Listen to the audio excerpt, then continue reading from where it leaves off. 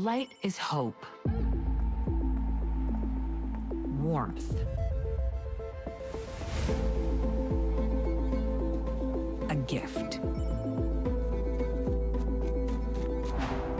to be cherished and shared. Within every ray of light is a spectrum of possibilities. We light the way with innovations in life technology that reimagine the future of human possibility, empowering people to take control of their well-being, their livelihood, and their longevity with the power and simplicity of a patch. Water, reimagined. Even elevated skincare. Join the Lifewave movement and discover a new opportunity, a treasured community. It's a place where science feels invitingly human, and where potential is made possible, and where light-centered technology brings life-changing results. Share the light. Lifewave.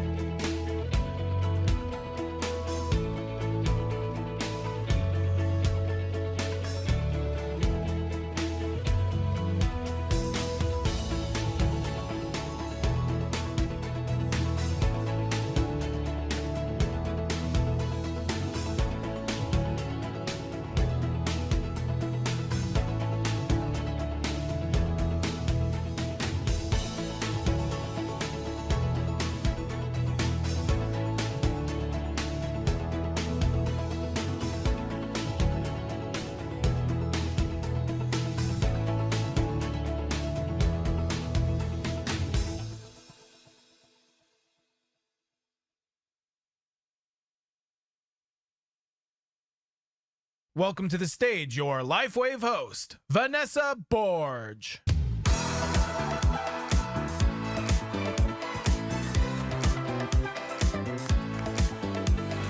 Wow! Hi, everybody!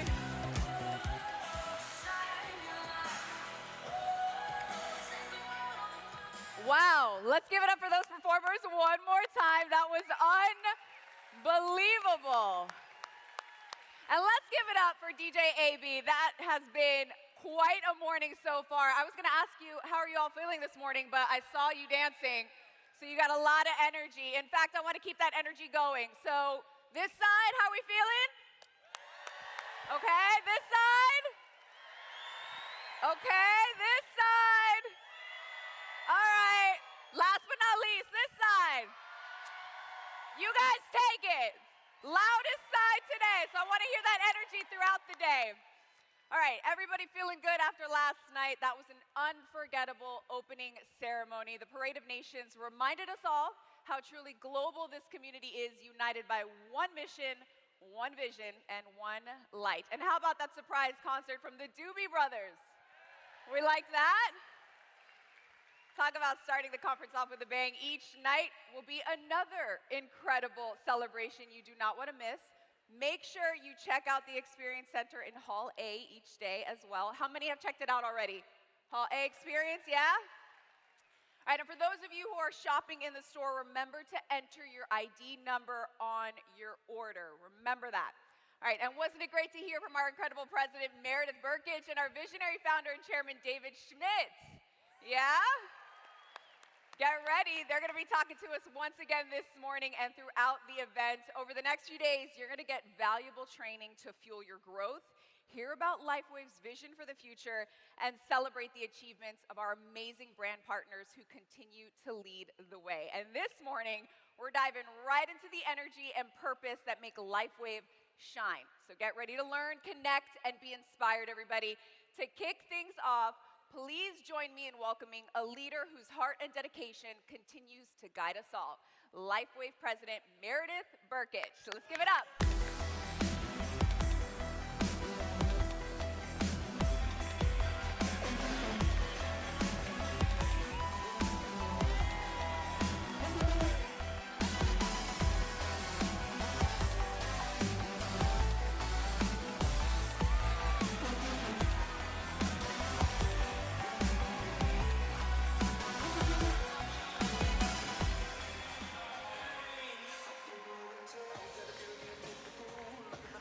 All right, all right, all right. Good morning, Lifewave. This is such a fun, incredible room, isn't it? I'm going to have a blast on this stage, and the cameramen are going to absolutely hate me. Camera people, I should say. All right, so what do you think? Are you ready to have life-changing couple of days? Are you ready to keep that energy going? Are you ready to come out here lit and transformed? How many of you got sleep last night, or how many of you were too excited to sleep last night? Which is it? Which is it? It was such a great day yesterday. You know, it was first for Lifewave. We've never done the breakouts before. And do you realize that attending the breakouts, all in, over 4,000 of you came to the breakout. So thank you. A big shout out to all of our presenters and those of you that came to learn more about compliance, more about onboarding, more about obviously the new compensation enhanced plan that's coming out. And how about the first ever Hispanic breakout? As I understand, we had to ask some hush, hush, hush, because it was so exciting in there. The walls could not contain the sheer sound and energy that was coming from that. So it was just amazing, and just, again, the first of many, many to come. And, of course, the Doobie Brothers, so fun to get to hear. And I love how David actually chooses and selects every piece of entertainment when it comes to the bands, and always puts a piece of himself in there because it's so important to him to share the experience with all of you. And so absolutely love that happening. But the most important, it's funny because, you know, as we look at these events year after year, we absolutely do these surveys to find out how can we improve, how can we do better. But the number one takeaway that every year is the same year after year, it is the networking opportunities. It is the time that you have to learn from each other, even just maybe down standing in line waiting to get your matcha tea latte first thing in the morning. Or maybe it's because you're just standing in another line or in an elevator, but learning from each other. And that is what we do. We are in the network people business. And so those success tips that you gather to take home are the most important. We have invested a lot of time and effort into this to deliver to you. You have invested a lot to be here, and our intention is not to give a presentation. It is to absolutely engage you in an experience that can leave you illuminated and lit. And so and lit, yeah. My son is probably groaning right now, going, "Oh, Mom, you got to talk like me." But in any case, there are 5 pillars of our events that we plan. And we want to make sure, as they're up there on the board, think about these things right now as you're sitting in your seat and you're starting to take notes and get kind of focused here. This is definitely to inspire, but it is also to educate and to celebrate. It is a time for community, of us coming together, and of course for purpose. And so a movement that we have here at Lifewave is all about belief. And these are the pillars of events that move us forward, because it is that belief, it is that movement that will help you with your actions to actually experience the successes in ways that you cannot imagine. And when you come out of conference, a lot of times we have, how many of you have left a conference and been so excited, just so high and big on life, and you're just feeling like you have just discovered the secrets of the universe? Does anybody know what that feels like? Does anybody know that feels like? And you are so inspired, you're walking on clouds, and you get home and it's bubbling over, and you literally feel illuminated. And then you tell your friends, and they're going, "Okay, well, what did you learn? What did you take away?" And then you had this moment. The Monday mystery moment. It's like, well, I'm not really sure. And then you go and you look in your notes on your phone and you try to figure it out. You say, okay, well, what was it? And then you have these blurry, terrible pictures of people's shoes next to you on the floor. You don't even know how that one got in your phone. And then you took these, what were inspiring moments on stage, but you really can't remember what the person was talking about. And then that's not helpful. And then, of course, you just have these weird little notes that you took in your phone with words like, yes, and the fountain of youth. No, I didn't say that. But in any case, you're going to have all these things that you wrote down, and none of it makes any sense. So what we want to do is say inspiration is great, but it is a lot like helium. Okay, it will lift you up and have you floating out of the room, but it seeps out, it leaches out over time. So what's the most important thing that when we come out of this to talk about is, instead of the balloon, let's go back to our 5 pillars. Let's look at inspiration, and let's look at all of the things that it starts with, but say, where does it go from here? Because to empower you to be the light, that's what this conference is about. Our theme is about for you to be that light from last year and then share the light with others. And so to do that, it is about empowerment, and it is about you choosing how you are not going to be just a participant, but you are going to go ahead and adjust your mindset so that you are ready to embrace every talk, everything that happens on this stage, everything that happens on your side conversations. Embrace them and ask yourself, what beam of light will illuminate you on your journey, and own it, because it is crucial. Inspiration is crucial. It is the spark. It is the spark that starts everything, and it ignites that belief, and it is contagious. I mean, we talk about the law of attraction, everything that brings people to you. You have to be light, because people, they will shy away from you if it doesn't start with you. And then we move to the education, of course. Why is it so crucial? The education that you're going to be taking part in, starting with the breakouts and then going all through the next 2 days. The education is absolutely critical, because, again, you have to what? Know the way. You have to go the way, and you have to show the way for others to follow, because they need that confidence that they're going to get from you, because this is how you duplicate. When you own your own inner light and you understand how to fuel it, because this is when you'll understand that clarity that will help you duplicate your business. So I hope that you'll be really going into this with a clear mindset as you approach the next couple days that you've invested in, and we will be celebrating, and we will be recognizing communicate, because we know that this creates momentum. Because not only is it the celebration of the individuals who actually accomplish these great goals and are going to be up on this stage and getting their pictures taken, but when you look at them, remember that we always talk about how success leaves clues. Success leaves clues. And so when you're looking at recognition, again, what are we doing? Just obviously we want to celebrate people who are investing, but we want to say that celebration is all about showing, oh, okay, so then that's what I do if I want to be successful. And so the community piece of it about these events is so important, because here in this room right now, joining us virtually, there are over 10,000 points of light converging. 10,000 points of light converging. A collective Lifewave light that is being illuminated right now around the world. And what does the law of nature say? When light enters a room, when light enters a path, when light enters a person, what flees? Darkness.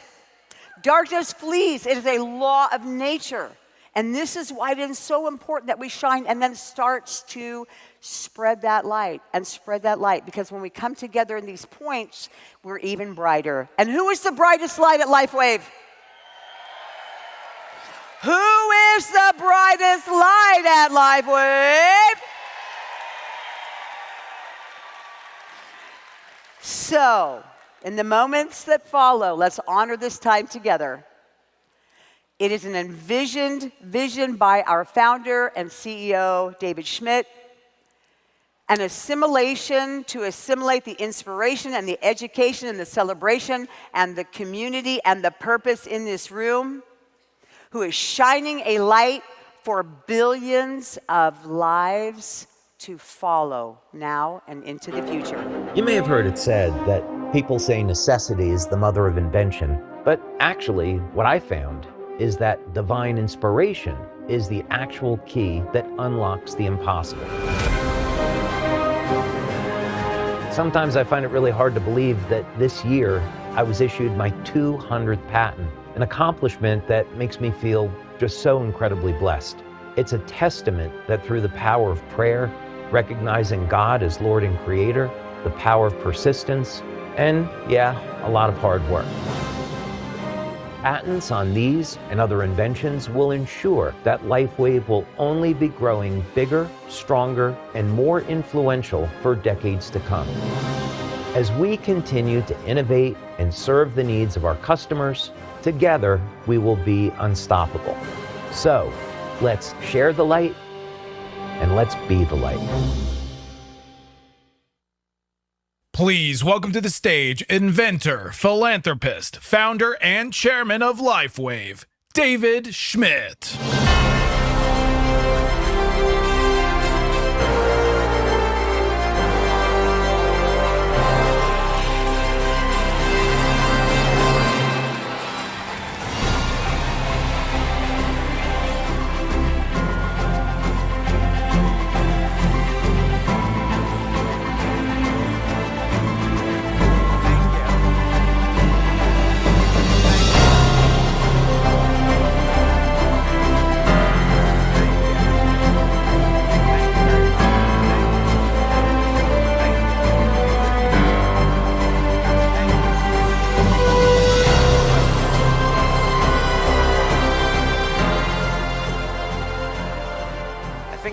to dance up here or something with that music. That will never happen.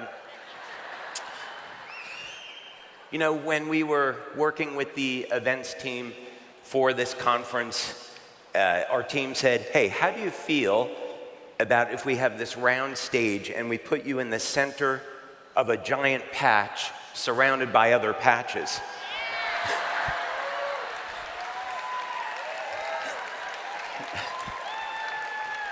So I said, yeah, okay, sure, sounds good. But right now, oh, by the way, did you all have a great time last night with the Doobie Brothers? Awesome. Okay, well, no question you're all awake. What we're going to do now is we have a tremendous amount of information that we are going to cover today on anti-aging, age reversal, and exploring the limits of human lifespan. So let's go ahead and get into that now. So we want to know, what are the limits of human lifespan? There's a lot of ways to look at this, and there are many differing opinions in the scientific community.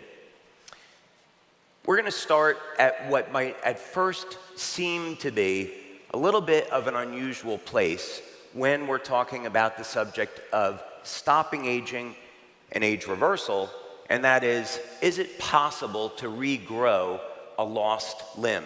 As you're going to see, the two of these phenomena are intimately connected. They're actually different expressions of the same thing. So we're going to look at some work from Tufts University on the subject of the biodome. And what's so interesting about this is that this is, if you take a frog that does not have the ability to regrow a lost limb and you sever it, and then you're taking 5 biochemicals that act as signaling molecules, and you place this over the amputation site just for 24 to 48 hours. Within a period of anywhere from 9 to 18 months, after that initial signal, the limb will completely regrow or nearly regrow. So, what's important about this is that it just required the initial impulse of information, and then it required having the fuel to drive the regenerative process, the energy, the amino acids, the protein synthesis. And this is something that Lifewave does extraordinarily well. Our patches are a communication system that feed the body with information. So this tells us that this type of technology is within reach, the ability to regrow lost limbs. So we have to wonder, how far away are we from being able to do this in human beings? So let's examine this a little bit further. Biodome was placed at the injury site for 24 hours after an 18-month process. So this is information transfer. In the case of these experiments at Tufts, this was all done through biochemistry, but ultimately we know that it's light that controls the biochemical reactions within the body. Light initiates these communications. The 18-month process was for regeneration. So this tells us that there is a limit at which new proteins can be synthesized. However, we've actually found in our experiments with a device called the double helix conductor that it's possible to overcome biological limitations on protein synthesis. But in any case, the important part of this is that regeneration requires energy. So you can think about this in your own life if you have an injury that has not healed. First, introduce the signal to initiate healing. And that can come from a variety of different means, the correct biochemistry or light, such as with our patches. And then you need the energy to drive the process. So this is where we have a healthy diet. You get your proper nutrition. You need enough protein in your diet to supply all of the raw materials that are required for regeneration. So when we're going to look at a very complex subject, such as human aging, we can distill this down into the principles of energy and information. So in everything that we're going to be covering today, I'd like you to keep this in mind. Keep coming back to this idea. If it seems too complicated, keep coming back to this idea that this is all being driven through energy and information. So why would aging be any different than this? If we provide the information and the energy to a biological system, we should be able to reverse human aging. And as you're going to see, this is absolutely possible. So one of the questions then is, if we know what it takes to drive mitochondrial energy, which is going to be the source of energy production in our cells, where do we get the information from to drive the regenerative process? So we're going to look at clues. And we're going to look at nature, and we're going to also look historically at human aging and see what we can find. And a place to start, interestingly enough, is the story of the tree of life. So we look at this quote from Genesis 3:22. And as you know, the Bible was written in Hebrew, but we're looking at it in English right now, and it's important for us to have that frame of reference. So God says, okay, well, now that man has sinned, if he eats from the fruit of the tree of life, he'll live forever. So Adam lived 930 years. The question that we ask ourselves is this a real, factual account, a historical account? Is that a real number? Or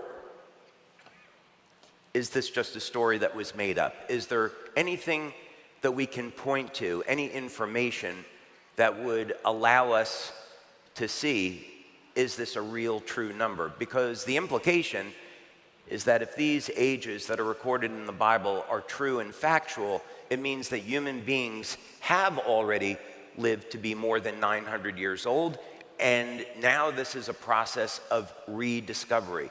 We have to understand how was that possible. So we're going to convert the English over to the original Hebrew and then use gematria to convert those letters back over into numbers.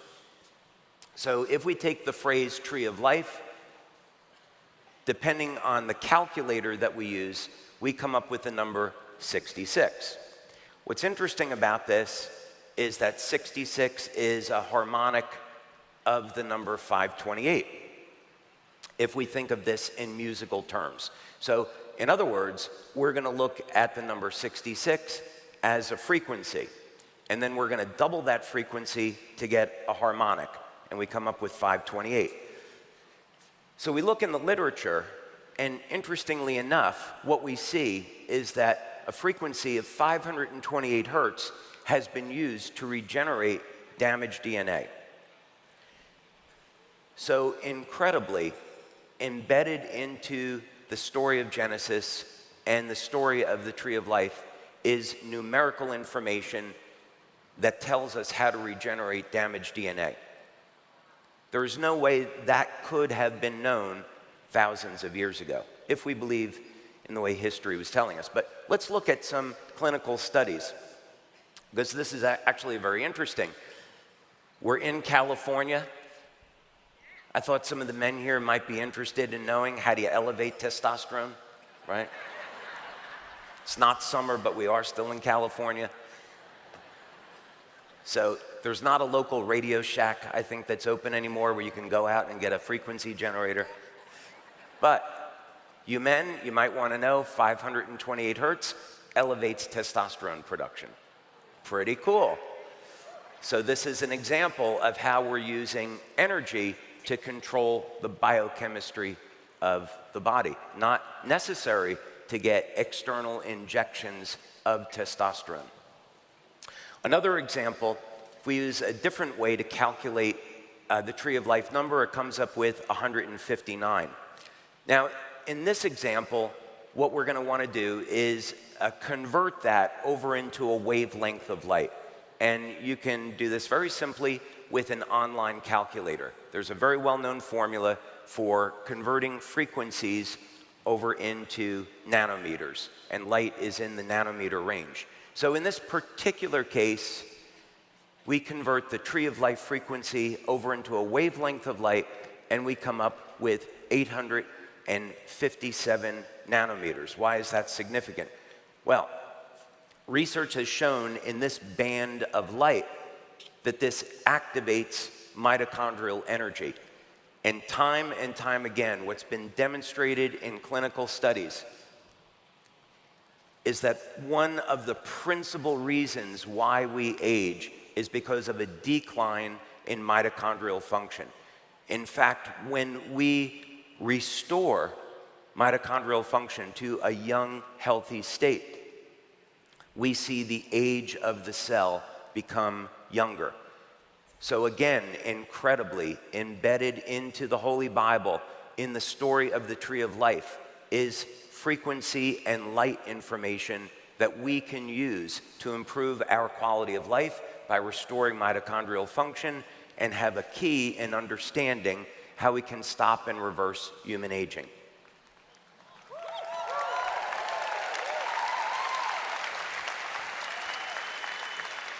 So, what can we take from all of this? All living systems depend on energy to survive. You stop energy production in a cell, and the cell dies, so this is known. All living systems depend on information. We're constantly collecting information in our environment, and we're responding to it. So our cells are constantly responding and adapting with this very complex communication system of information using light. Experiments demonstrated that it is possible to regenerate a lost limb in a species that doesn't have this capability simply by providing energy and information.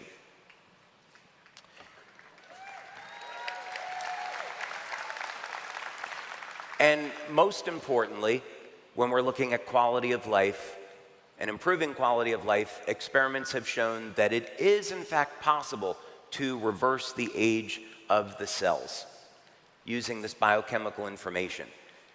And we see evidence that the information presented in the Holy Bible is in fact true. So this is exciting. So it means that the potential exists that human beings have already lived to be over 900 years old, and now we just have to rediscover how that could be possible. So next up, let's take a look at what the current limits of human lifespan are and what we can do about that. So let's go to the video.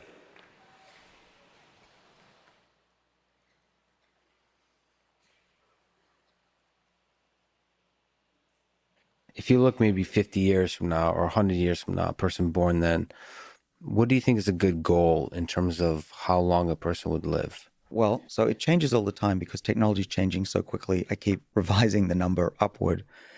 But I would say that if you do the right things during your life and start at an early age, let's say 25, we don't want malnutrition, starvation. That's not what I'm talking about.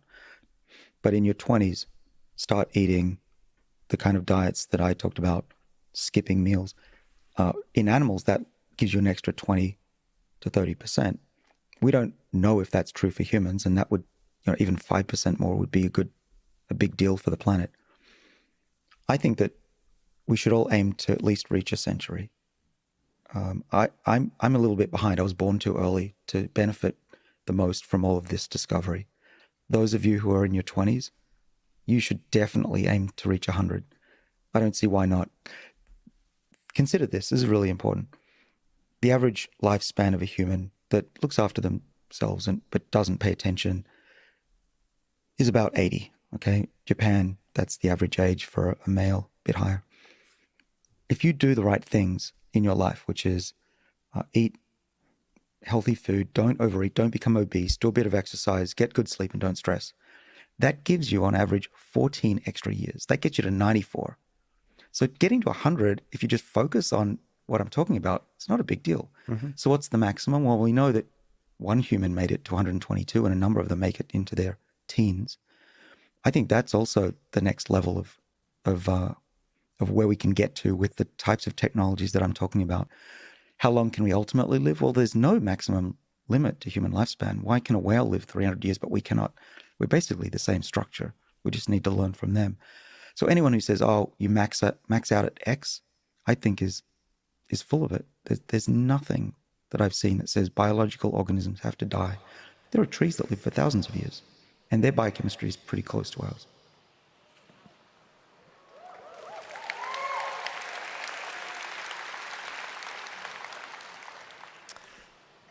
Okay. So there's many different views in the scientific community on limits of human lifespan. Dr. Sinclair is focused on this subject, and I'm happy to see that he believes that there are no limits of human lifespan, like many people in the anti-aging and age reversal community. But let's take a look at this a little bit deeper.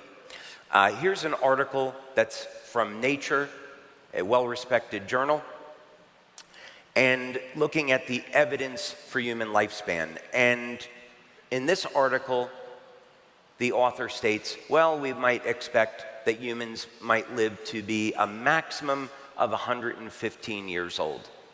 Overall, that's pretty good, I think, for most people, but let's look at it a little bit differently. One of the things that's interesting about this is we've had people live to be over 120 years old. Now, I don't think most people want to live to be 120 and necessarily look like this. No offense to this young lady here. So the key is we don't want to be 120 or 150 or 200 and look that way. Premise behind this is that you're reversing the biological age of the cell. So there's no difference in appearance between a 25 or 30-year-old and someone that's 120 or 150 years old. That's the goal to shoot for.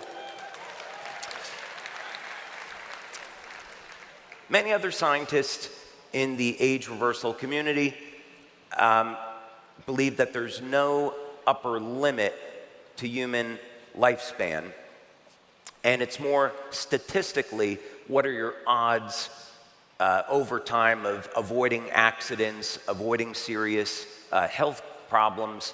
But we know that information is always doubling very, very quickly now. So if we live another 10 years, the information, the technology that we'll have access to is many times greater than where we are today. So what's the most optimistic view on human lifespan in the conventional scientific community and beyond? In age reversal community, they say it's about 1,000 years or so, which interestingly lines up with the numbers that we see in the book of Genesis.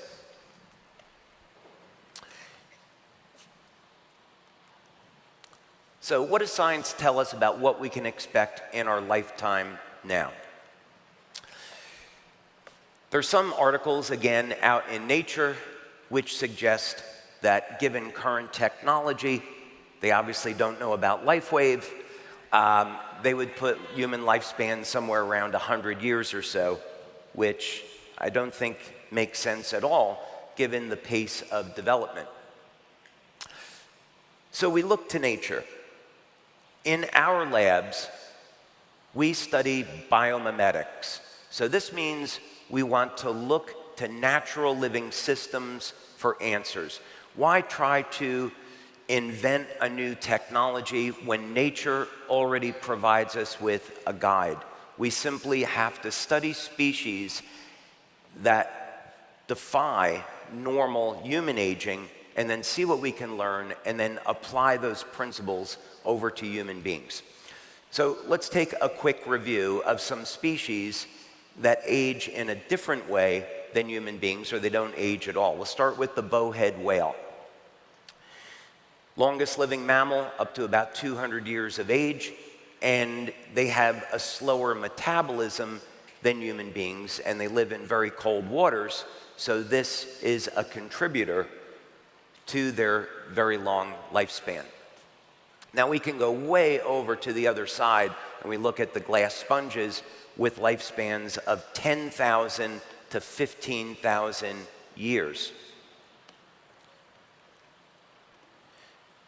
King's holly in Tasmania, 43,600 years. There's a single colony of Mediterranean seagrass, over 100,000 years old.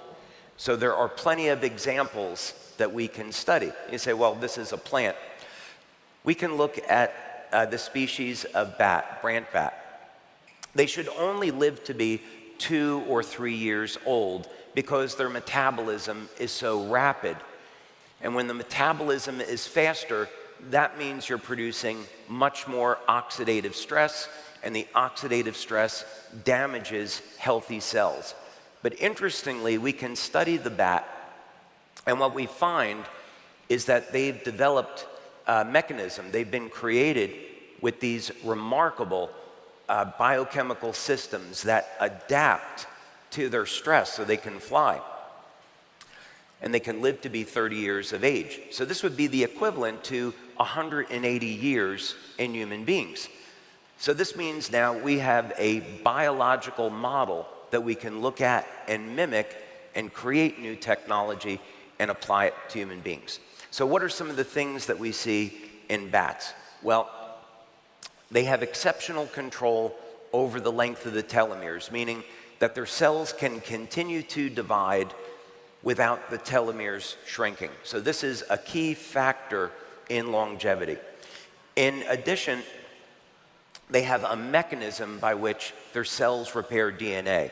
Now, we already know about biochemistry and energy medicine that will do the same thing. For example, if you keep your glutathione levels elevated, I'm not making a medical claim about our patches, saying if you happen to use a method like taking an N-acetylcysteine supplement for elevating your glutathione, studies have shown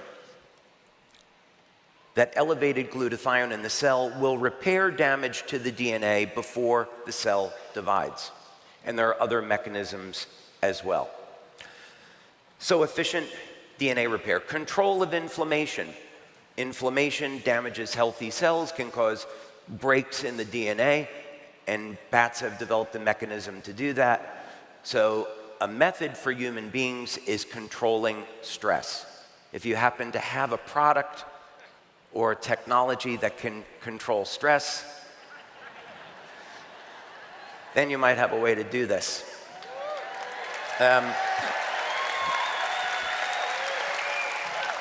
I'm just saying.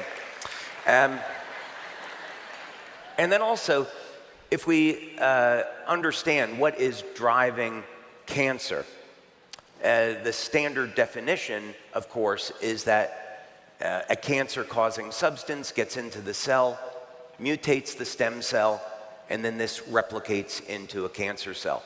So again, bats have developed mechanisms for dealing with this. But what about human beings?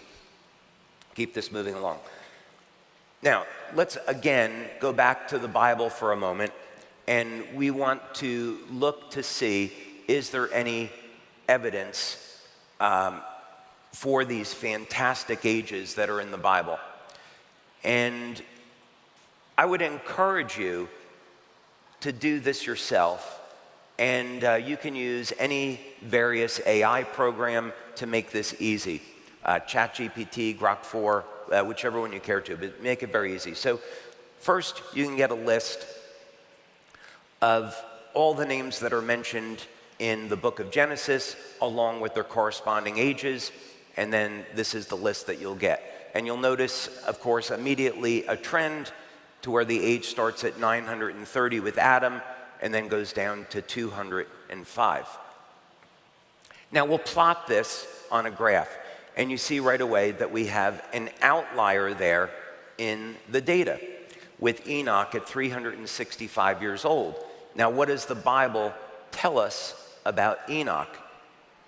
It tells us that he never died, that God took him. So we remove Enoch from the data, and now we smooth out this curve because it's an outlier. So the next outlier that we want to look at is Noah. And the reason is because that's the point at which ages in the Bible start to decline. And we know that's when the flood occurred.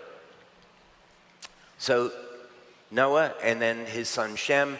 Noah was 600 years old when he entered the ark before the flood. Shem was 98 years old. So Noah lived to be a total of 950, Shem 600. That's very interesting.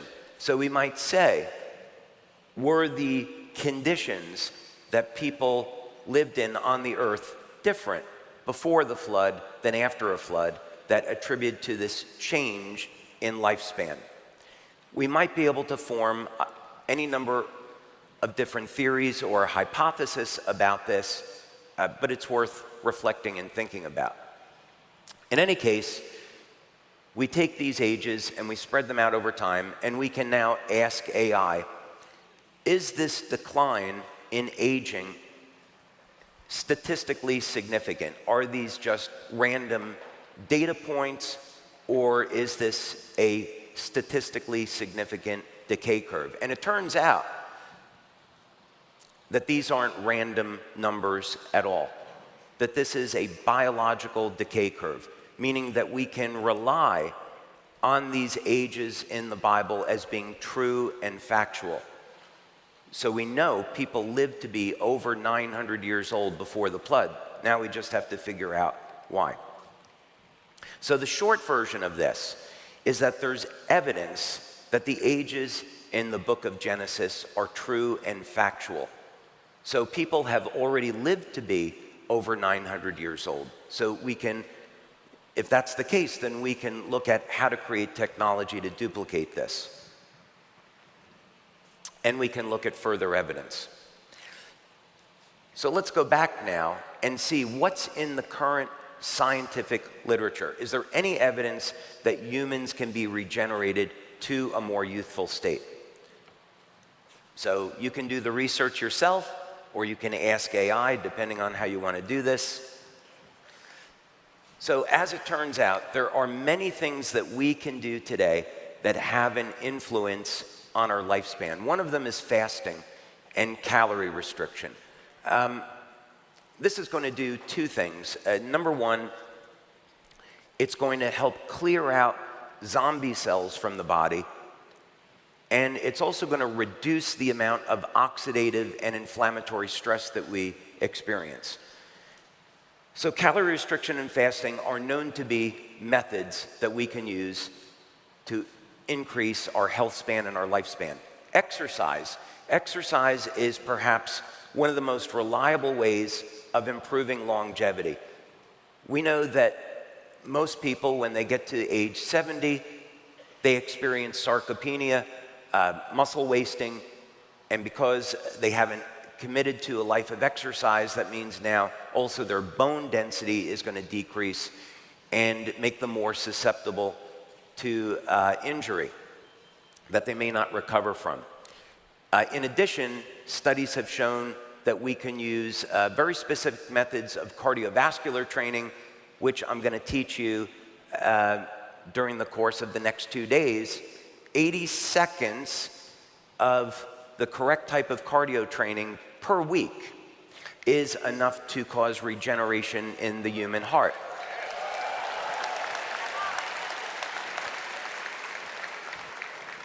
And if there's anyone here that can't exercise for 80 seconds a week, I invite you to leave now. So, but please stay. Okay.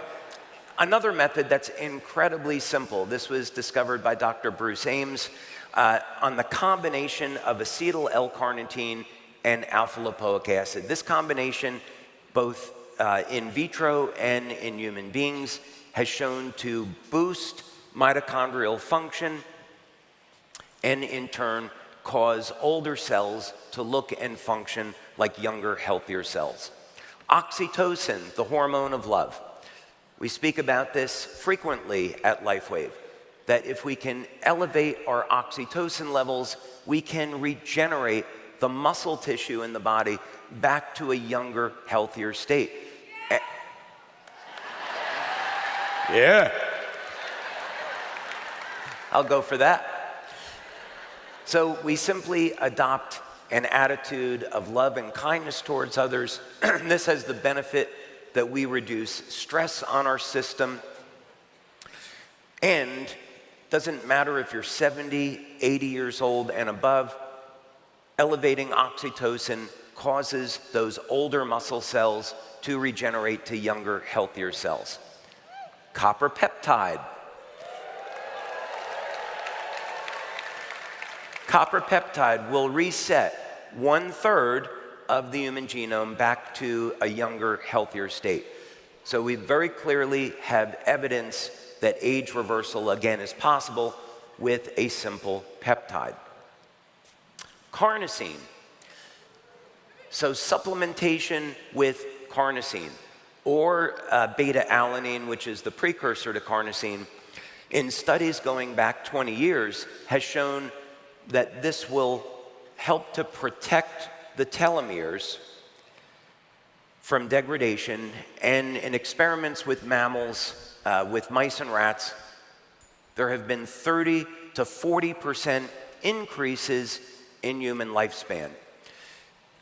In lifespan in mammals, in those rodents. So now we can see that we have multiple methods that we can employ on a daily basis that are very simple, that will have a practical impact on our age. Glutathione. Consistently in human beings that live to be over the age of 100, one thing that they all have in common is their glutathione levels, and it's very understandable why. Glutathione is the body's master antioxidant. It protects the cells from oxidative inflammatory stress and helps to repair damage to DNA. So for example, you go out in the sun, you get too much exposure to the sun, and you get breaks in the DNA. Glutathione will regenerate and repair the DNA before the cell divides, not passing that mutation on to a future cell. This is very well known in the literature. And restoring NAD. So a lot of the work that's being done today on age reversal is looking at precursors to NAD, such as NMN and NR, and even niacin. Just for regular basic vitamin B3 niacin is a precursor to NAD and can help support your NAD levels. We found in our studies with X2O that the X2O water will initiate increases in NAD levels. More on that later. So what can we take from all of this? Well, in the scientific community, some of the consensus is that human lifespan is limited to 120 years. But also, there are scientists that think that there is no upper limit to human lifespan, or maybe that will peak out around 1,000 years. There's species on this planet that defy normal aging, so we can use this information and we can use these species as a biological model for applying what we learn over to human beings. There's evidence that the ages in the Bible are true and factual. There's scientific evidence that it's possible to reverse the age of human cells. So, up next, we're going to talk about Lifewave and lifespan. But first, let's go to this video.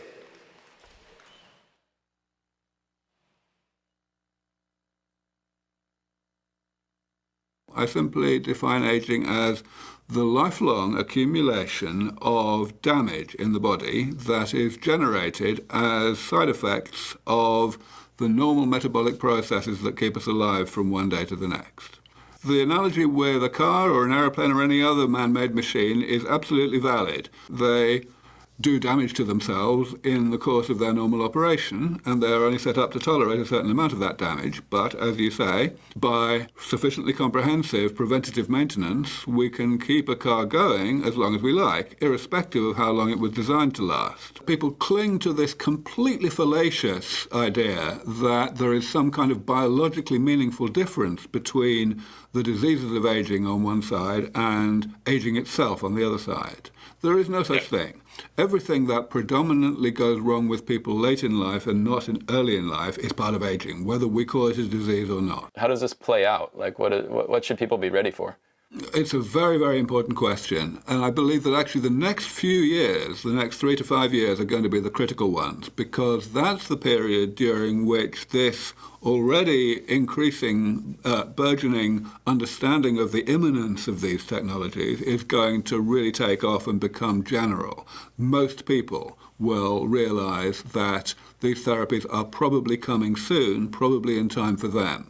And that's the point when they're going to make changes to their lives as a result of expecting to live a lot longer than they previously expected to live.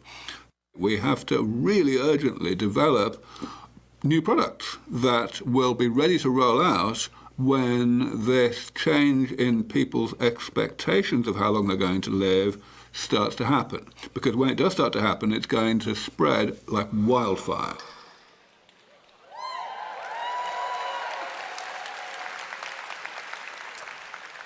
Okay, so let's take a look at Lifewave and Lifespan and some of the things that you can be implementing to have an impact today on your overall quality of life. So the goal here is that not only do we want to increase lifespan, but we want to increase health span, meaning that as you age, you stay younger in the process, and we even reverse some of the signs and symptoms of aging.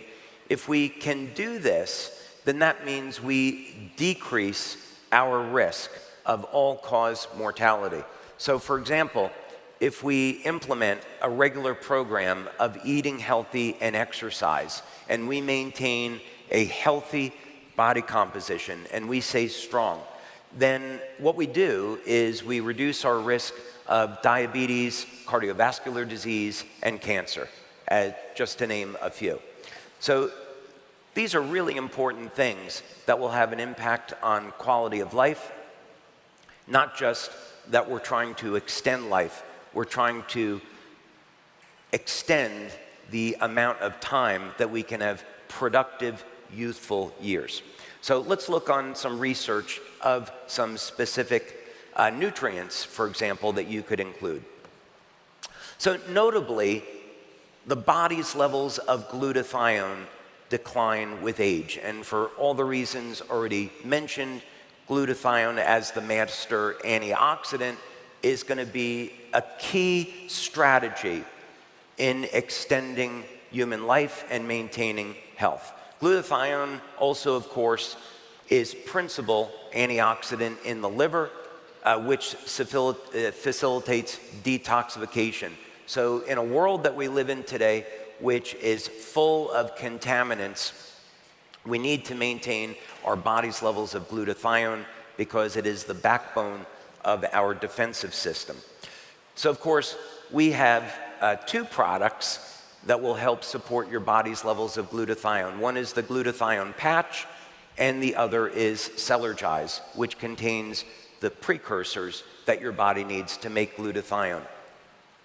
And there are a number of studies that we have in our back office that demonstrate how this patch elevates glutathione. Depending on what your diet is like and what you do with supplementation will depend on your ability to make glutathione.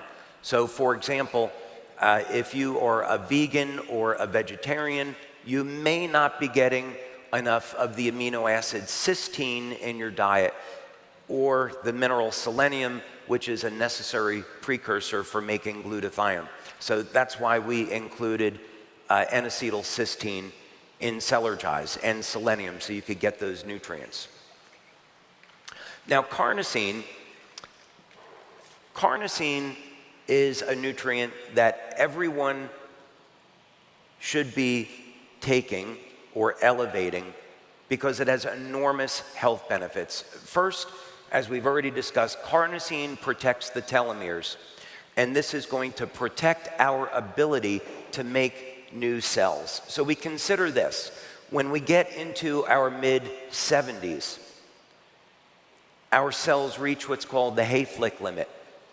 The number of times the cells can divide are defined by this limit.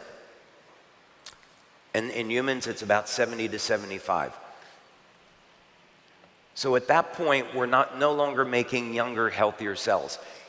The telomeres, since they're regulating cell division, if we can simply use methods to lengthen the telomeres or prevent them from decaying, which happens in all species that don't age, then we can continue to make younger, healthier cells way beyond the limit of 75. In addition, carnosine is stored in the brain and in the muscle tissue. So our research with carnosine demonstrates that in addition to improving cognition, also improves strength and stamina. So when we consider all-cause mortality in individuals above the ages of 50, 60, 70, one of the key things that we see is that this is closely linked to strength and stamina. Meaning if you're exercising, if you're using nutrients like carnosine to maintain strength, your risk of dying from anything declines. Now,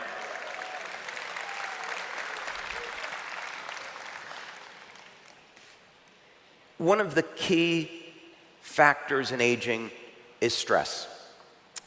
So if we live a life where we work long hours, we're not taking methods to manage stress, we have stress in our personal life, we have stress at work, we're not taking time to exercise, meditate, pray, then this will ultimately cause a health crisis in our life.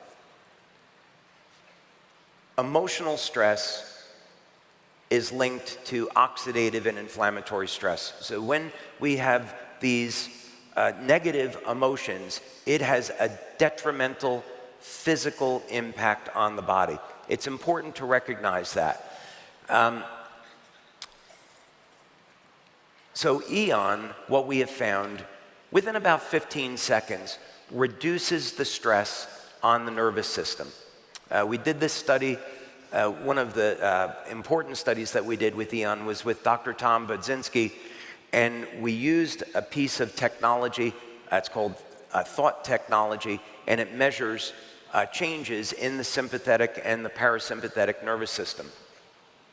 And what we found is that within 15 seconds of applying the Eon patch, the nervous system goes into balance. So that's why we market this as a product for managing stress. Now here's a fun fact. Very often I'll be asked, well, we know the glutathione patch elevates glutathione. We know X39 elevates copper peptide.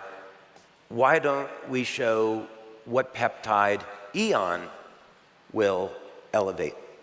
And the reason why we don't talk about that is because if you were to do a search on that peptide, you would immediately see medical applications for that peptide, and we don't want to make those claims for this patch since we don't study it that way.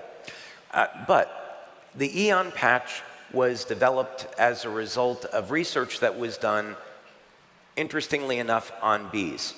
So if you take a peptide that naturally occurs in the human body, in the liver, and this peptide declines with age, and you take that peptide and you inject it into a worker bee, you can increase the lifespan of the worker bee to be equivalent to a queen bee. And turns out that the queen bee, the reason why they live longer is because they're eating the royal jelly, and that peptide is found in the royal jelly. So this is a very good example of how we can look to nature and find clues to how different species are defying normal aging and then apply that over to human beings. So use of the Eon patch elevates this peptide. It will reduce stress on your nervous system, reduce inflammatory oxidative stress, and we certainly believe this will ultimately have very beneficial impact on longevity. Now, copper peptide. We don't have enough time today to cover all the benefits of X39 and copper peptide, but a simple search will reveal that there are numerous benefits to using X39 and elevating your copper peptide. We know that copper peptide levels decline by over 60% after the age of 60. So we have to have a strategy if we want to improve our longevity. We have to have a strategy for increasing our body's levels of copper peptide. Again, with Celergize, we include the nutrients that are required to make copper peptide, just in case you don't have the best diet. So some of the benefits are cosmetic in the sense that we're repairing the skin. But keep in mind that collagen is the #1 protein in the body. So if we're seeing these effects show up in the skin, we know that they're also occurring throughout the body, improving skin firmness, elasticity, reduction of fine lines and wrinkles, even improving the structure of aged skin. This is an important one because when we do research on human aging, one of the key things that you see is that the physical structure of the cell changes over time. The cell has what's called a cytoskeleton, which is made of a matrix of collagen protein. So it's like jello inside the cell. And the organelles are attached to this collagen matrix. When we're age 25, levels of collagen begin to drop. So we could say, in effect, that around age 25, we start to age. So we need to have methods of increasing collagen production and maintaining the integrity of the cell, and copper peptide is one of the methods that we can use for that. Another interesting effect of copper peptide is reducing photo damage. I would encourage all of you to make sure you're getting enough copper in your diet. In physics, we would create a Faraday cage to screen out electromagnetic radiation. And these Faraday cages are made of copper. Well, it turns out the same thing happens in human beings. The skin stores copper. And if we get enough copper in our diet, it can help to act like a Faraday cage and screen out harmful UV light. So this is something that we should be doing, getting enough copper in our diet to protect us from unwanted exposure to UV. And of course, copper peptide improves overall skin appearance, protection from UV radiation. Copper peptide manages inflammation in the body, and of course, other things that we can't talk about. And you're not talking about either on these conference calls, right? All right. And of course, the big one relative to our conversation today is that copper peptide, which was discovered by Laurent Picard. I hope he wins a Nobel Prize for his discovery, 50 years doing research in this area. And he found that copper peptide resets 1/3 of the human genome back to a more youthful state. So this is really key. There's a phenomena called parabiosis. And this was discovered more than 150 years ago. And essentially it was found that if you take the blood from a young animal, like a rat, and you put that into an older rat, that the older rat starts to become younger. And the same effect occurs in human beings. And one of the principal factors that's driving that process is copper peptide.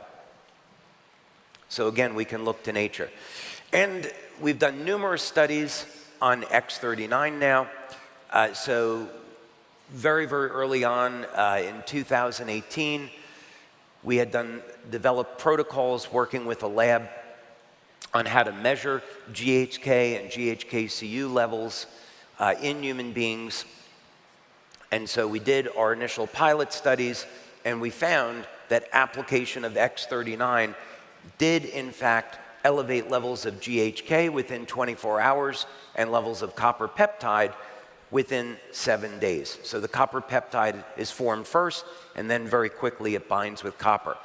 And by the way, both GHK and GHK-Cu are biologically active, meaning there's beneficial effects from both of those peptides. So this is why when people start to use X39, they find within the first day that they're already sleeping better, they have improved energy and other effects.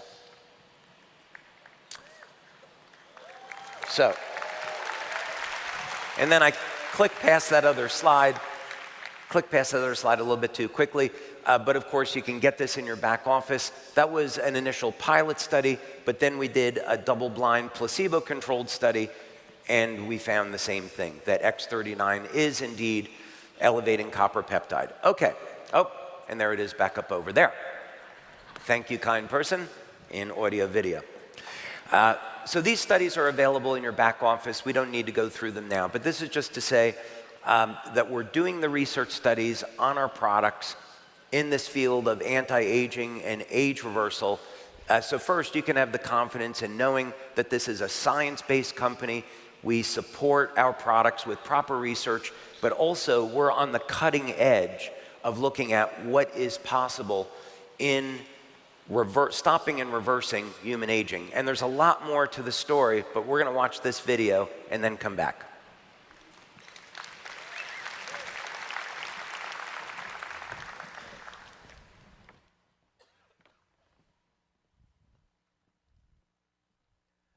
You know, we all kind of lose function in our bodies as we get older, right?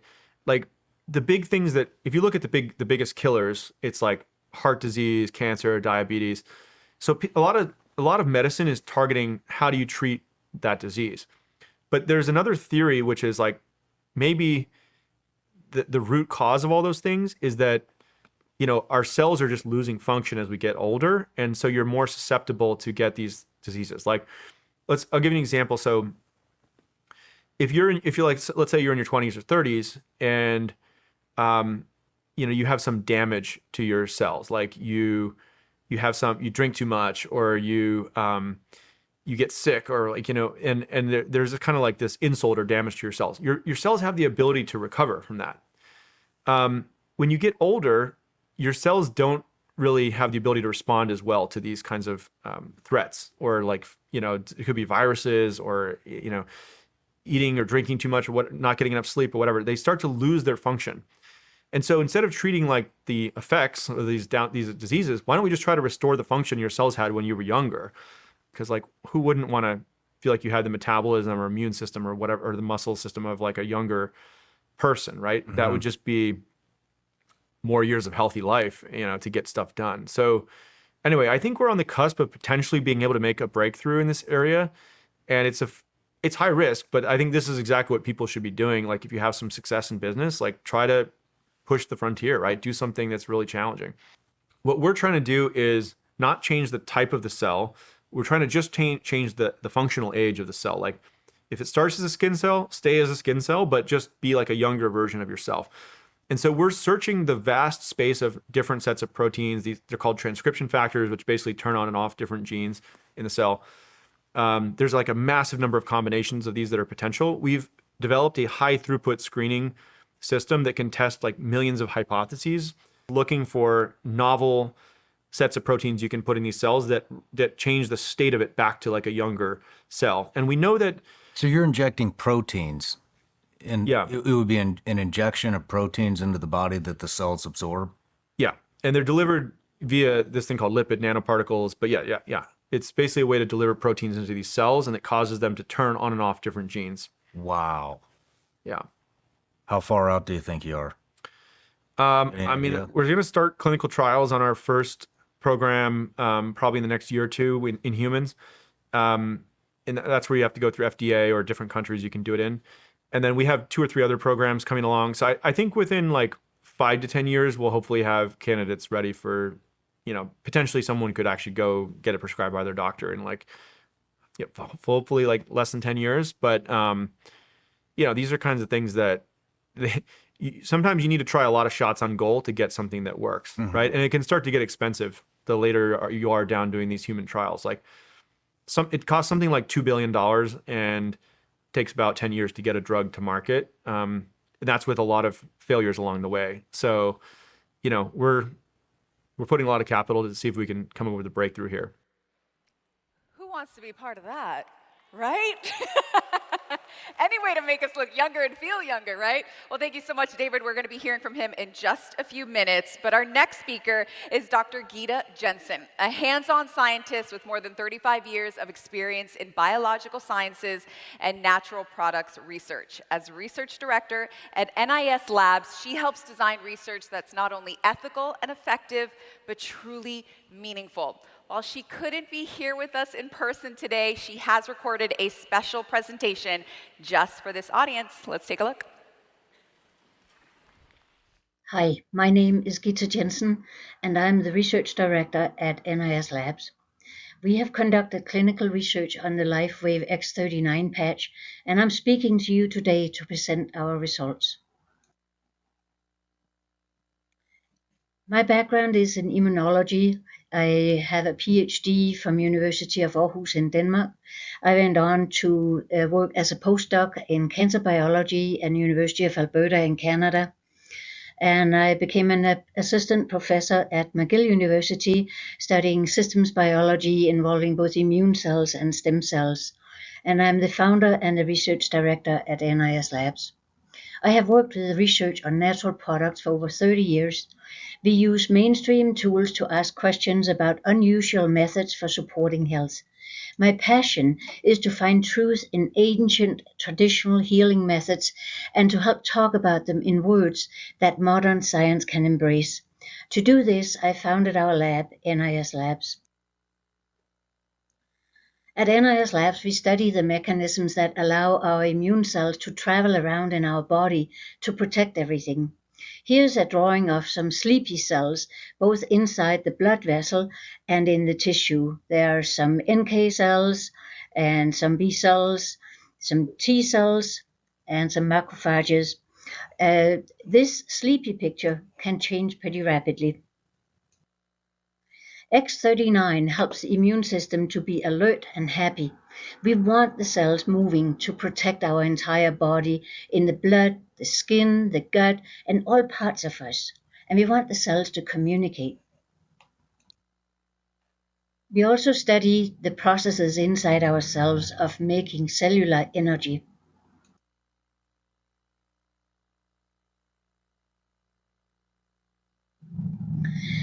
Our health is not a simple on-off switch.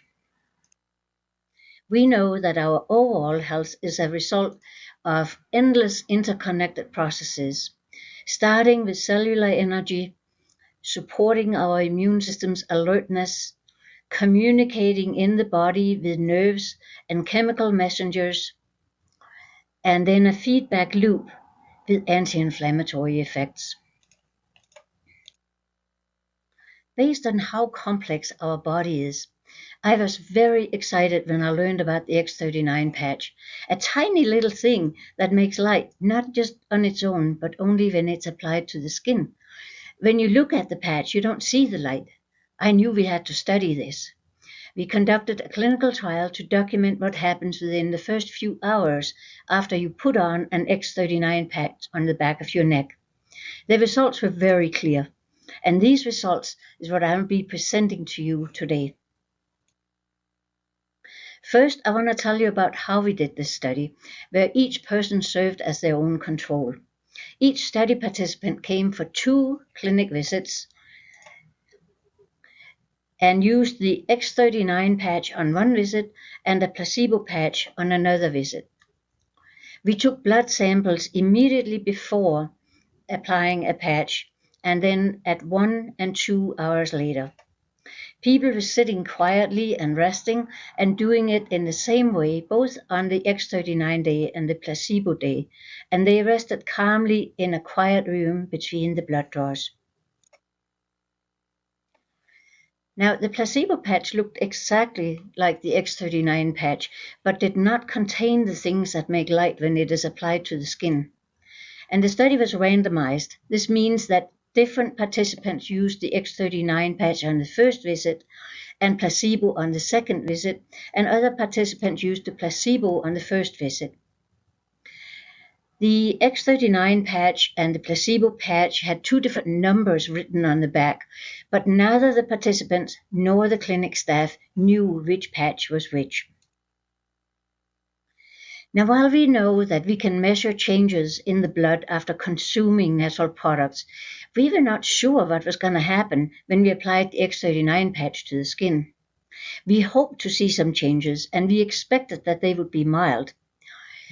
Our results were amazing. We had two surprises, one that had to do with cellular energy and another that had to do with reduced inflammation. Before I tell you more about these findings, I need to introduce you to those two topics.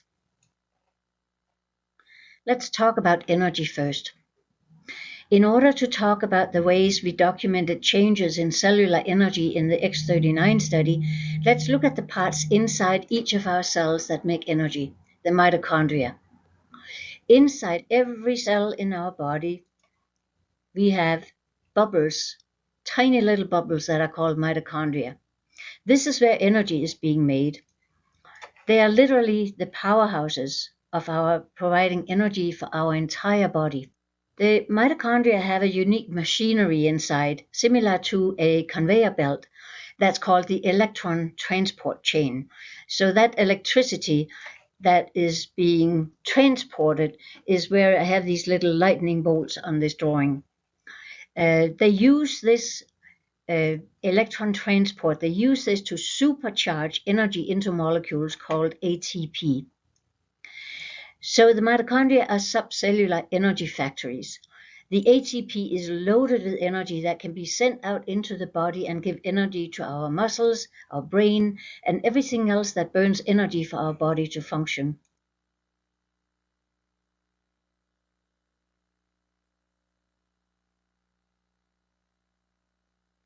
So as part of the X39 study, on all clinic visits, we took the blood samples into the laboratory and we studied the mitochondria. And already after 1 hour of wearing an X39 patch, the mitochondria were larger than 1 hour after wearing a placebo patch. This process of getting larger mitochondria is called mitochondrial biogenesis. And we know it can happen within hours after consuming certain nutraceutical supplements. However, we had no idea that this type of change happens and can be measured in the blood 1 hour after putting on an X39 patch. And how it happens, we don't fully understand yet, since we don't fully understand the code for how our cells communicate with light inside the body. Now let's talk about inflammation. Inflammation is related to aging and accelerates aging, and the loss of cellular energy also accelerates aging. Also, in terms of regulating inflammation, the X39 patch worked quickly. The anti-inflammatory marker IL-1RA increased rapidly and was increased at 1 hour, and the pro-inflammatory cytokine IL-8 decreased. This change was rapid, creating a boost of cellular communication that helped regulate inflammation. This wave of cellular communication also involved reduced levels of C-reactive protein, another inflammatory blood marker. After that initial boost of anti-inflammatory activity at 1 hour, we observed that at 2 hours, the levels of C-reactive protein were reduced. So it seems that applying the X39 patch to the skin initiates measurable changes that spreads throughout our whole body. It's like adding a drop of water into a silent lake and the drop starts ripples, and the ripples expand outward.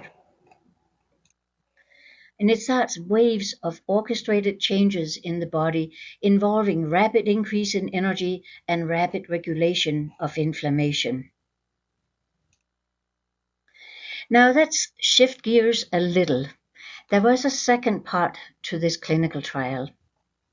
After the first part of the clinical trial was done, all the participants then used the X39 patch every day for 4 weeks. And this part of the clinical trial allowed us to see what happened with daily use over time. We studied the blood cells after 1 day and 1 week and 4 weeks. And this further helped solidify that applying an X39 patch has effects that we can quantify and that we can discuss scientifically. And the X39 patch works long term. Already after 1 day of using X39, the cells were able to maintain a higher energy production under stress. The small umbrellas here and here over each mitochondria show that they're protected from stress. The green circles show that the size of the mitochondria is protected under stress, and the purple lightning bolts illustrate that the electrical charge inside the mitochondria are protected under stress. The mitochondria can continue to make more energy and more ATP.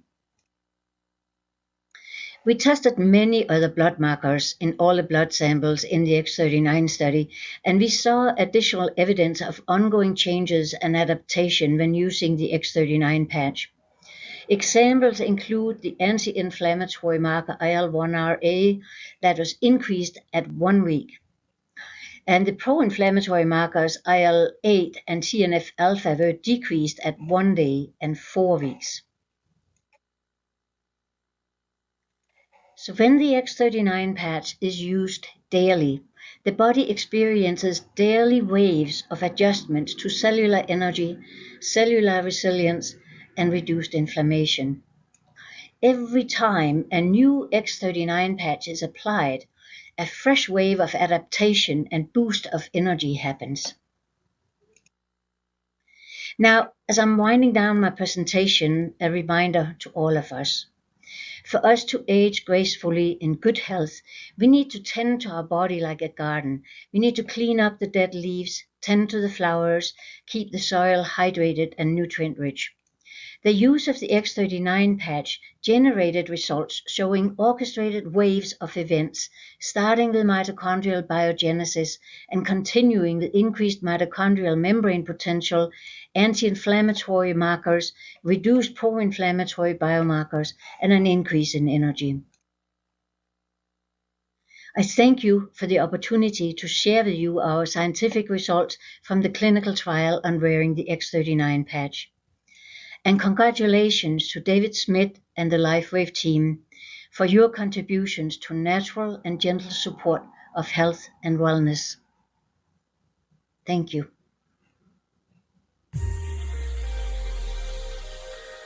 What if I told you there's a creature that doesn't age like we do? No wrinkles, no slowing down, just endless molting and growing. Meet the lobster, nature's closest thing to biologically immortal. But if they don't age, why and how do they die? And what does it have to do with human aging? First, let's clear something up. Biological immortality doesn't mean can't die. It means the creature doesn't age in the typical sense, no increase in mortality risk over time. Lobsters grow bigger and reproduce efficiently even in old age. Some have lived over 100 years. So what's the secret? Inside our cells, DNA strands are packed into chromosomes. At the ends of those chromosomes are telomeres, protective caps like the plastic tips on shoelaces. Every time a cell divides, those telomeres get shorter. Eventually, they become too short and the cell stops dividing or dies. That's called cellular senescence, and it's a big part of aging. Lobsters produce large amounts of an enzyme called telomerase, even into adulthood. This enzyme adds new sequences to the ends of telomeres, essentially rebuilding them. This means their cells don't suffer the usual wear and tear from division. They can keep growing, healing, and reproducing without signs of aging. But it's not a perfect system. As lobsters grow, they need to molt, shedding their exoskeleton, but the larger they get, the more energy molting requires. Eventually it becomes too physically demanding. In many cases, they die from complications during molting, not from aging itself. So technically, they're immortal at the cellular level, but not invincible. Could understanding telomerase help us fight aging in humans? Maybe. But unregulated telomerase is also linked to cancer, so it's complicated. For now, lobsters remain a fascinating glimpse into how nature plays by different rules. The immortal lobster?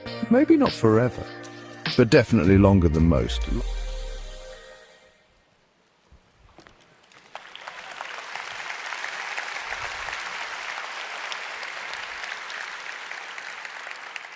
How about that Dr. Gita Jensen, huh? She has become a very valuable partner for us in performing clinical studies. She really wanted to be here today, but had a complication in travel plans, but maybe we'll have her here next year to talk about some additional research that we're doing on other patches with her. She's a fantastic researcher. We're blessed to be working with her.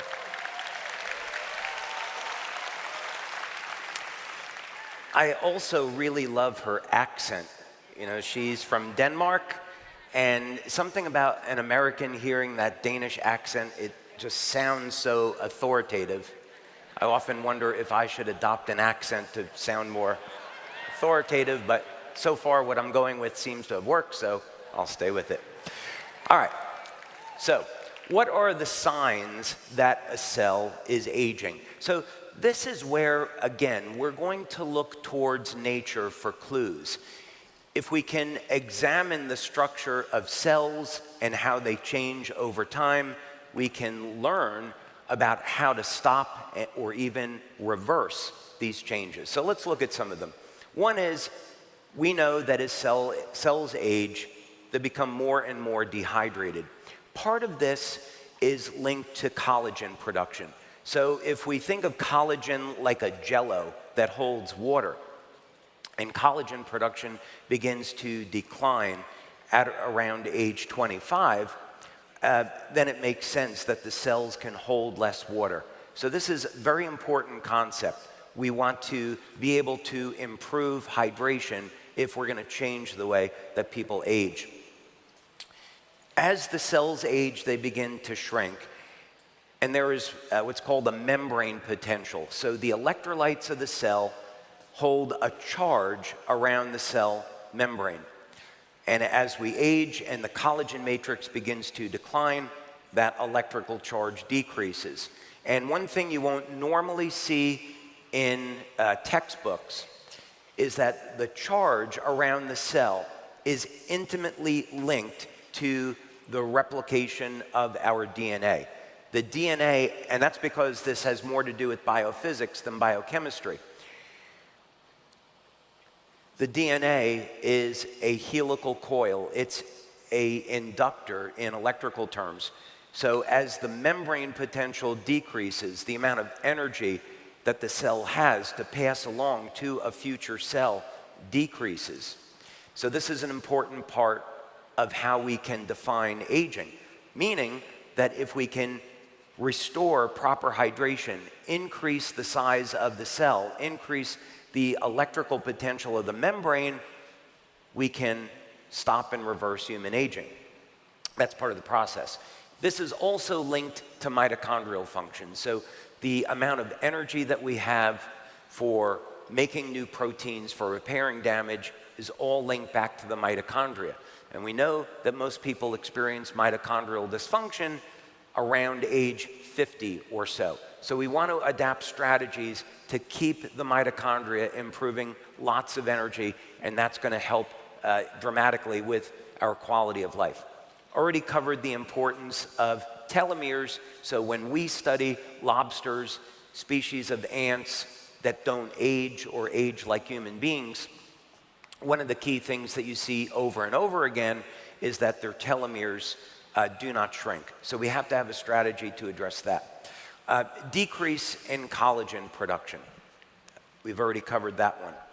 Decrease in protein synthesis. So as people get to be 50, 60, 70, they get injured, their ability to heal drops off dramatically, and that's because the ability to make new proteins has declined, and that protein synthesis is again linked to mitochondrial function.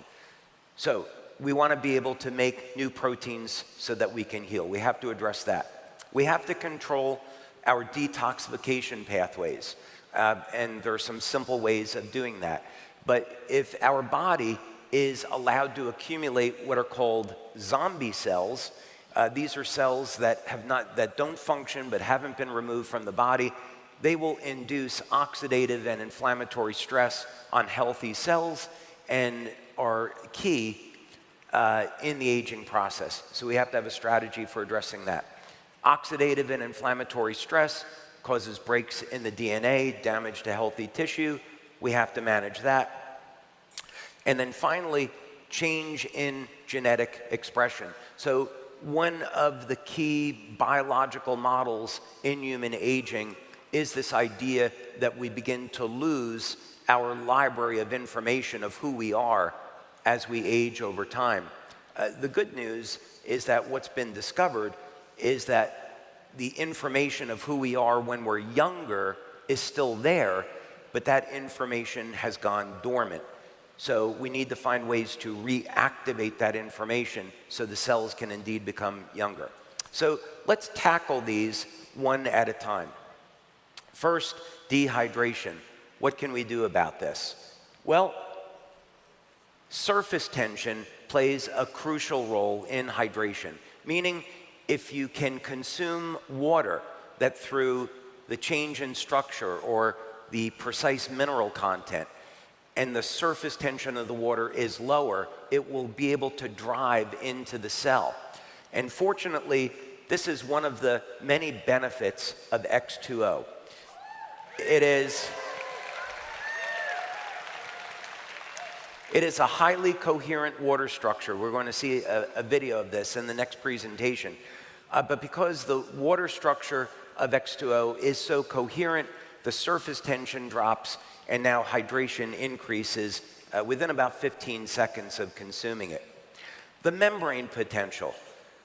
Membrane potential, as it decreases, has all of these negative effects on how our metabolism functions. And one of the things that we found in the very early days of Lifewave was that application of the energy patches not only improved mitochondrial function, but they also increased the volume of the cell. We did that study with Dr. Gaetan Chevalier, where we found the cells actually increased in size, increasing the membrane potential. And that happens within about 20 minutes of the application of the energy patches. So what can we do about mitochondrial function? Everything seems to be coming back to this. So we think of the mitochondria as the powerhouse of the cell. It's where our bodies are making energy. So if we can't make enough energy, nothing else happens. It's a little bit like if you only have $500 in your bank account, you're not going to have a good time at Disney, right? So we have to increase our reserve of cellular energy, and that's going to happen in the mitochondria. And a decline in mitochondrial function is always related to aging. So keep that in mind. If you only had a strategy for increasing mitochondrial function, you would be way ahead of the game. And fortunately, we have many products that address this problem and improve mitochondrial function. X39 energy enhancer, Celergize, X2O, amongst others. Okay, decrease in telomere length. This would be a medical claim, so I'm only going to say that studies on carnosine have shown that they protect the telomeres from damaging. However, Celergize, specific nutrients in Celergize, Cyanothox, and also beta-alanine will not only help contribute to maintaining the length of the telomeres, but beyond that. Collagen. So most people, especially since we're very close to Los Angeles, think of collagen as something that we're going to use to plump up the skin, and that's totally fine. But collagen is the principal protein in the body. About 60% of the protein is collagen, so it's that important to our overall health and function. So when we see that we're elevating collagen production and it has a beneficial outcome on our skin, since the skin is principally collagen protein, then that is also reflected on what's going on inside the body. So if you're simply taking collagen supplements, using one of our patches, even taking vitamin C will stimulate new production of collagen. This is going to show up not only in your skin, but inside the body as well. There's also, of course, many studies which show that X39 and copper peptide specifically will elevate collagen production. So you're getting that benefit. Decrease in protein synthesis. One of the best things that you can do as you age is to exercise and build strength and stamina, and that's muscle protein synthesis. And we'll talk about this a little bit later, but it's very important as a key strategy in anti-aging that you're getting enough protein in your diet. Use as a marker, about 1 gram of protein per pound of your body weight. Could be 0.8 grams per pound of body weight. But the key is that when you're looking at your diet, you should be looking at your protein intake and your intake of healthy fats so you have the raw materials necessary to make these proteins and to heal. And of course, as we've discussed, X39 helps with collagen production and, as we found, overall strength and stamina. So it plays a role in formation of other proteins as well. We also found in our very first clinical study on X2O that it did in fact initiate protein synthesis. We saw the metabolism of amino acids go way up. So one of the things you can do in your experimentation with X2O is add a branched chain amino acid supplement or a protein supplement in X2O before working out, and you may find that your ability to synthesize additional muscle tissue goes up.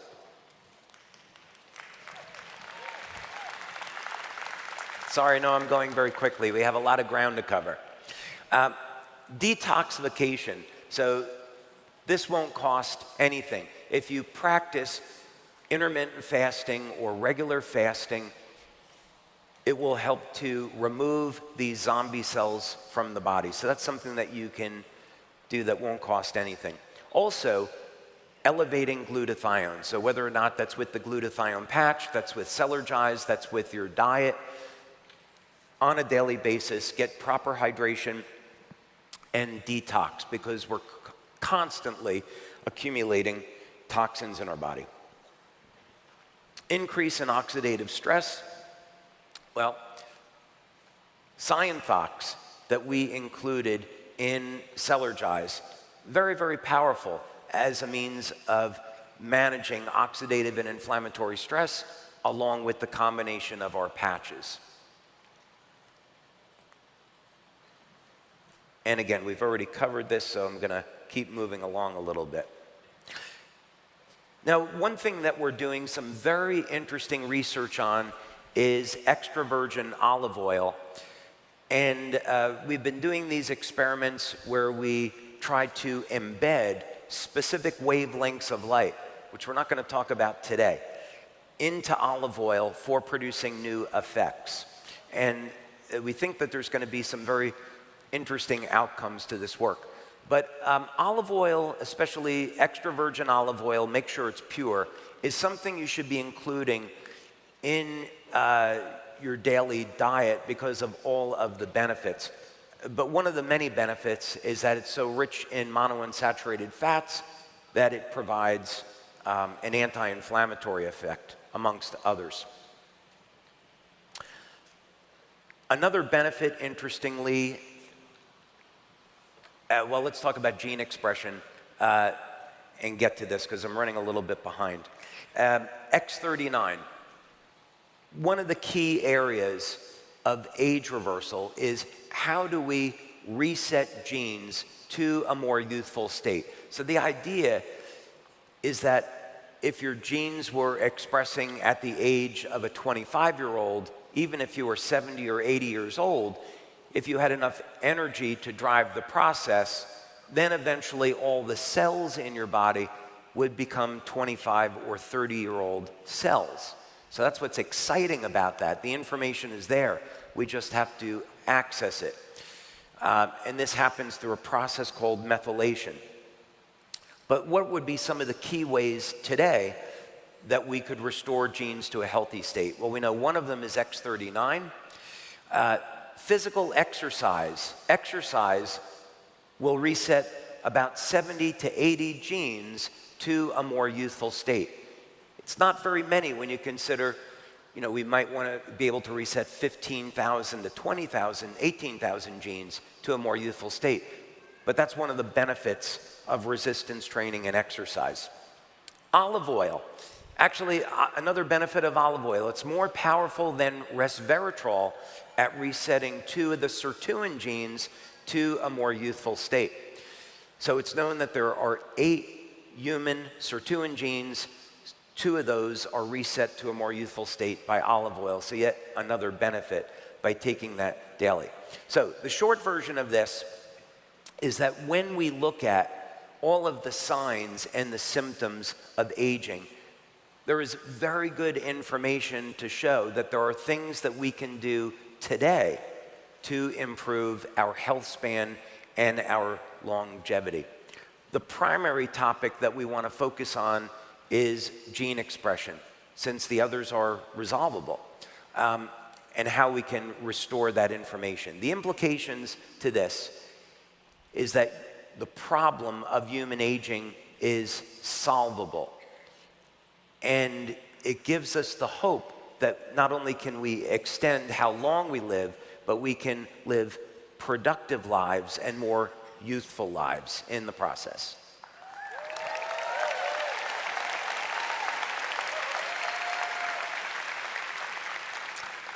Okay, now we're going to go to a short video, and we'll come back and talk about X2O.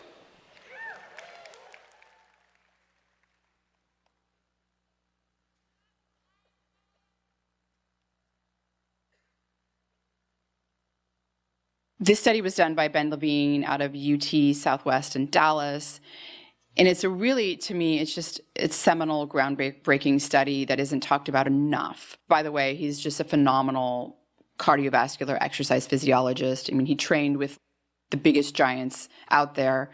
And what he did was him and his lab took 50-year-olds that were sedentary. So they're middle age, 50 years old, sedentary but otherwise healthy. So you didn't have any other diseases besides being sedentary, which I think is a disease. But they didn't have any other diseases like cardiovascular disease or type 2 diabetes or hypertension, right? So they were otherwise healthy, just not active. And he wanted to see if he could put these guys on a pretty long 2-year training protocol, how would that affect the aging of their heart?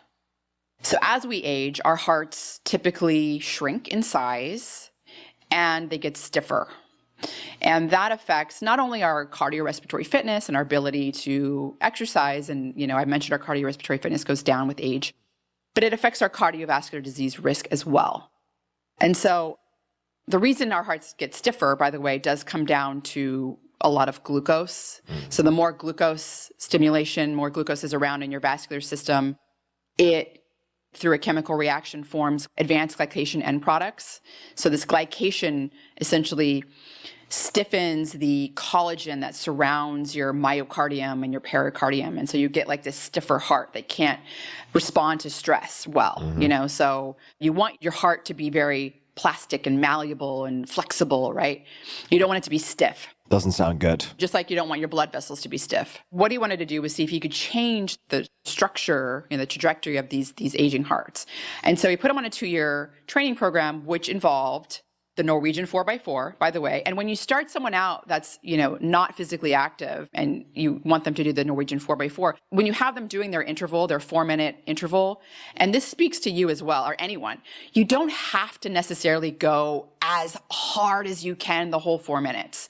You just have to be working hard, that interval. Yeah, you do have to last 4 minutes, right? So you have to last 4 minutes. And so some people even start off, they're just briskly walking because that's hard for them, right? Yeah, totally. So it's all tailored to the individual. And so some people get really intimidated where they're like, oh, there's no way I could ever do that. Well, actually, these people did do it. And they started out doing Norwegian 4x4, but they also did a variety of other exercises, including moderate intensity and some more vigorous intensity exercise, as well as some resistance training.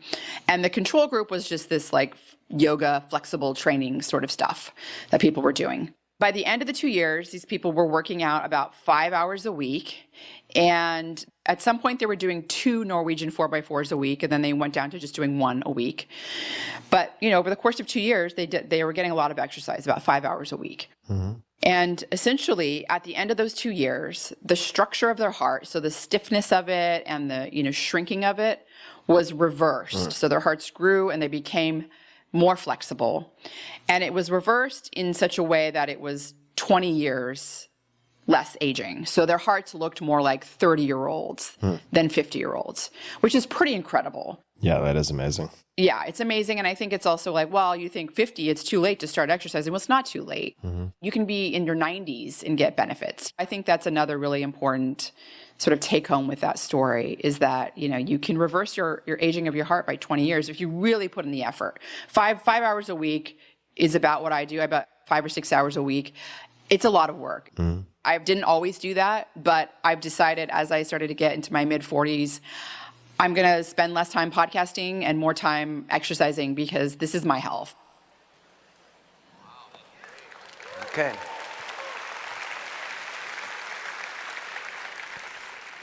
So in a bit, we're going to, and especially also tomorrow, I'm going to be talking about some of these methods that you can use so you don't have to put in 5 hours per week, but you can get this down to about 10 or 20 minutes per week of exercise. I've been doing this for the past number of months, and my daughter Kelly and I and our research team, we've been working with a scientist at a university that I'm not going to mention because of confidentiality, but he discovered this method when working with Olympic athletes about how to do very short, intense exercise to maximize your efforts and see these very dramatic anti-aging effects in the heart and the cardiovascular system. When I started this, I was using this exercise bike that is specifically designed for this method of training, and I was producing about 650 watts output on this bike, which is good. But then over a very short period of time, I went up to 786 watts of output power, which is equivalent to a competitive athlete. So not bad for a 62-year-old, right? The other thing I thought that was really important was that 1 horsepower is 750 watts. So now apparently I produce more energy than a horse. Without the big gigantic ass that a horse has, which I'm delighted about. Okay, so how can we, let's go back to the subject we were talking about before. How can we define what aging is? We've looked at the signs and the symptoms of aging, but now let's see if we can put some definition about this. So if we look at the literature, we can go ask AI. one of the theories or the models of aging is that we're programmed to die at a certain age. So this is called the biological clock model, and it simply means that genes change their expression. Certain genes that are on get flipped off, or genes that are flipped off get flipped on over time. Hormones regulate the pace of aging. We know that hormones will change over time in both men and women. The immune system is programmed to decline over a time. That's another theory that's out there. Cells wear out over time. Telomeres shorten. Telomere biology is probably one of the principal areas that researchers look in. So when we're speaking with scientists in the field of anti-aging or age reversal, many of them strictly focus on telomere biology. And then scientists like Dr. Aubrey de Grey, they focus principally on how to eliminate zombie cells from the body. And they're principally looking at creating drugs that do this. All the while, we know that fasting will remove zombie cells from the body, and a nutrient that is found in peppers called fisetin, that will also facilitate removal of zombie cells. So we can use natural means. We don't have to rely on drugs to do this. And then the DNA mutations that occur over time. Again, this is all addressable. If we keep our glutathione levels elevated as one strategy, we can help to protect our cells from mutating genes. So these are many theories on aging. What can we do to simplify this? Aging can be understood from this simple perspective, is that over time, the amount of energy in our cells declines. So we should be looking at strategies to increase energy. The amount of information that makes us who we are declines over time. So this all has to do with, are you doing things on a daily basis to essentially tell your body that you're alive, you're young, and you're youthful? Are you having a clean, healthy diet that contributes to your overall health? Are you exercising to keep those genes expressing in a more youthful state? Are you hydrating the body? Are you using technology like Lifewave to improve the body of information in the cells?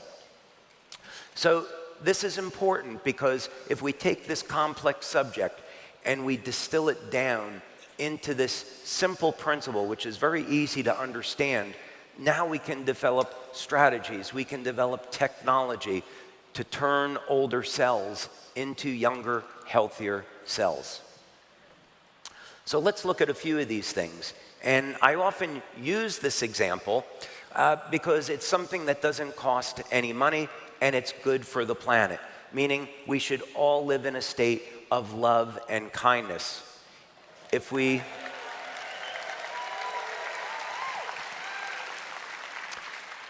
live in a state of love and kindness, this has an immediate benefit on our own health, is that that's been demonstrated to reduce stress.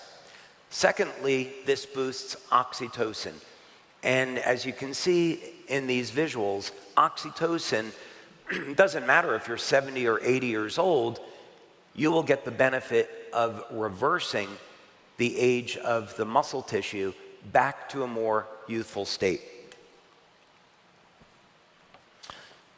So we talked about the biodome a little bit earlier, and the reason, again, to bring this up is that the principles involved in stopping and reversing human aging is essentially the same as in regeneration. So we have a very exciting future to look forward to, is that not only we can conquer human aging, but also should we get injured in the years to come, that we can use these same strategies so we don't have to have an artificial limb. We can get our own limb back, or we can get a liver back, or a heart, or a kidney, or what have you. It's all possible to regenerate. So now we look at the very foundation of how it is that we are able to function. And we look at the nucleus of the cell. And what we find is that if you take cells and you put them in an environment that's completely dark and use a photomultiplier tube, you will see that there are highly coherent pulses of light coming out of the cells. And these are not random emission of light, but rather each wavelength of light is triggering a specific biochemical reaction. So as Becker found in the 60s, it's the energy systems in the body that control the biochemistry. And so this is very important for us to understand, because it means that if we have a healthy diet and we get all of the raw materials that we need to maintain our health, we can use technology, we can use light in its various manifestations to improve our health in some very powerful ways. So light is the main orchestration by which everything else happens in the body. So we'll go back to our testosterone examples here, because we're in California and I know some men want to elevate their testosterone. Instead of having to get an injection of testosterone, get it exogenously, we can simply go out in the sun, take our shirts off, and expose the androgen receptors in our trapezius muscles to ultraviolet light, and that will increase testosterone production, in addition to vitamin D. So, ladies, if you ever wondered why men are exceptionally horny in the summer, you have to look no further at a beach where men don't have any shirts on, and this is the explanation. It's not an excuse, but it's the explanation. Okay.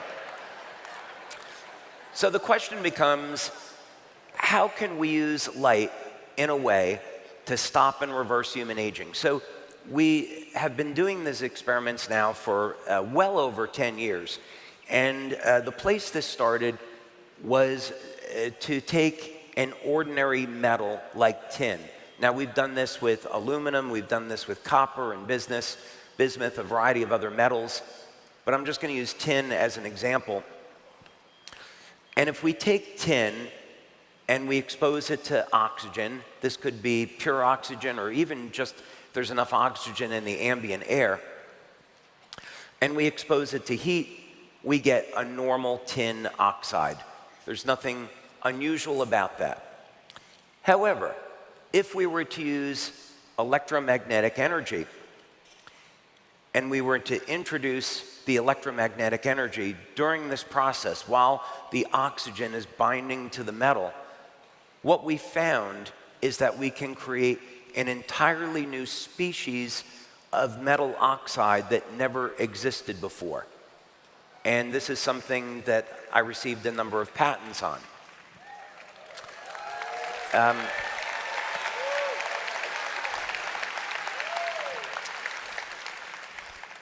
So this reminds me of Steve Jobs. You know one thing I didn't like about Steve Jobs? This is kind of like from a Bill Burr joke, so I'm going to borrow it. But what I didn't like about Steve Jobs is he always went out on stage by himself and took credit for everything, right? Walked out there in a t-shirt, no socks, like it was no biggie, right? And he never gave credit to his engineers. Well, we have one of our engineers today who has been our chief engineer at our laboratory. I just want to recognize him for a moment, Mr. George Sanchez. Give him a nice round of applause.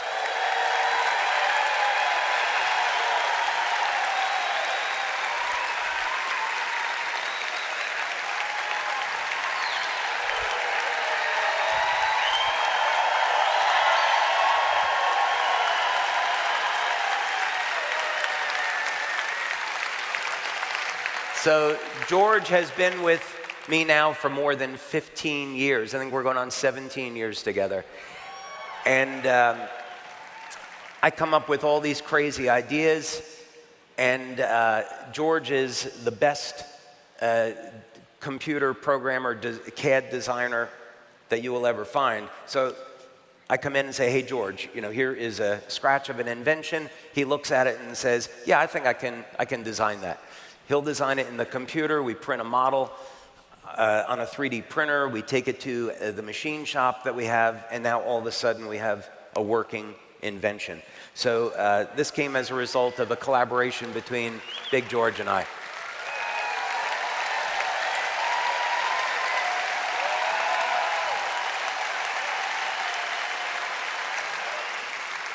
So what we found, and here's the really interesting part. So keep in mind, we're taking a metal and we're taking oxygen and we're bringing them together to form something that never existed before, and we're doing that by embedding light, or we're using electromagnetism to change the angle at which the metal and the oxygen bind to one another. And when we change the frequency or the wavelength of light, the color of the metal changes.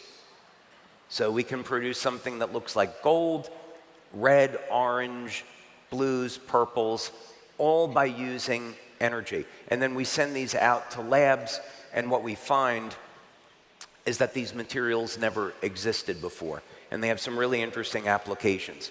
So why is this important? Why am I sharing this with you? It's because hydrogen has a metallic state.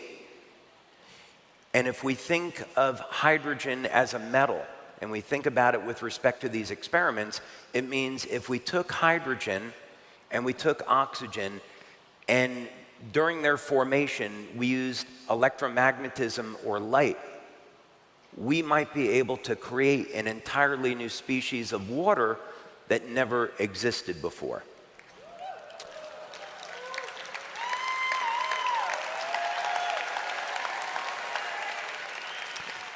So this was the genesis, this was the beginning of X2O. And those initial laboratory experiments were incredibly rewarding, but it has taken us a long time to take that from a laboratory experiment to equipment that we could actually put into something we could manufacture, and there's been a lot of stumbling blocks along the way. But fortunately, we've gotten there now. So that's what X2O is all about.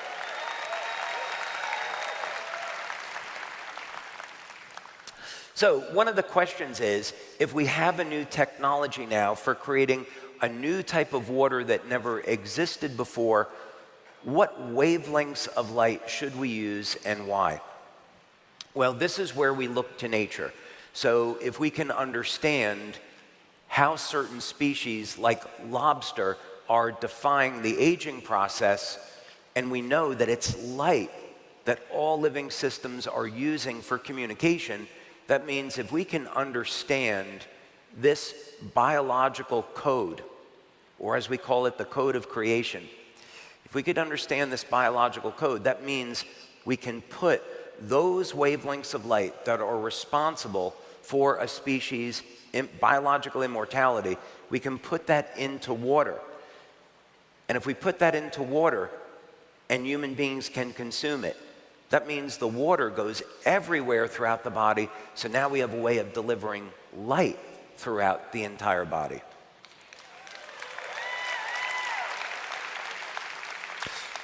So we look at spectrophotometry data and studies that have been done on lobster, and we see that one of the critical wavelengths of light is 550 nanometers.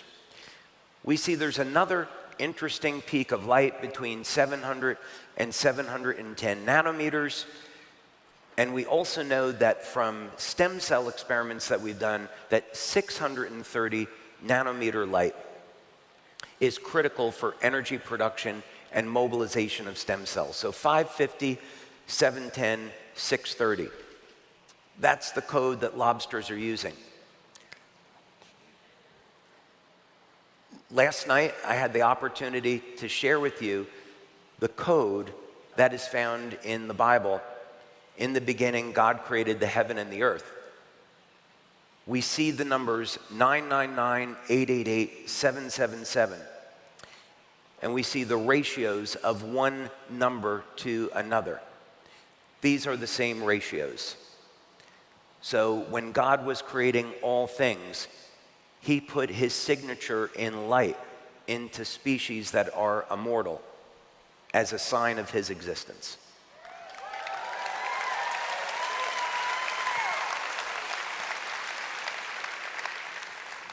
So this is normal distilled water that we freeze, and we put this in a beaker, and you can see there's nothing unusual about it, it's just normal ice. However, when we take water from X2O, water that is infused with light, it adopts a very specific structure. It becomes highly coherent. And as a matter of fact, the water implodes and releases energy. So you can see that there is these highly organized crystal threads that implode like a vortex. We even see a vortex funnel form inside of this ice. It's the same formation we see in all living systems. So this is what this process looks like over time. We take distilled water, it doesn't matter what type of water it is, but you get slightly different effects depending on the type of water. But we use distilled water because it's a control. But you can see we process this now for 2.5 hours, 3.25 hours, and you can see the water is imploding and forming this beautiful egg-shaped vortex funnel in the center, and the ice threads are moving closer.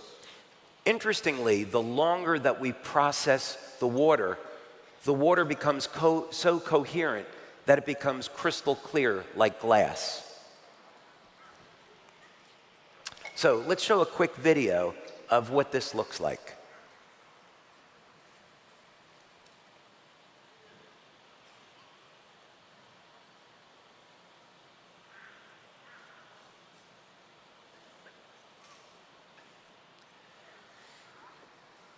So we see the water, as it freezes, forms these crystal threads. This is evidence that these are highly coherent structures, not random oscillations, chaotic oscillations as you would find in normal ice. And then we get this vortex bubble that forms in the center. So this is a pattern that we see in nature around all living systems, and we've duplicated that in the water that you now can drink. Okay.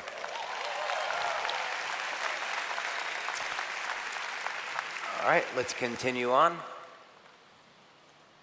Okay, so what happens when we drink this water? Simply, the studies that we have now on X2O show that when you drink this water, within the first 15 seconds, there's a measurable increase in bioelectrical activity of the body. Many people will experience this as an improvement in circulations. Those of you that have tried it, you know that you can feel this rush of energy that goes up into your head. You experience improvements in cognition, in awareness. Some people experience a buzzing effect in the frontal lobes and around the eyes.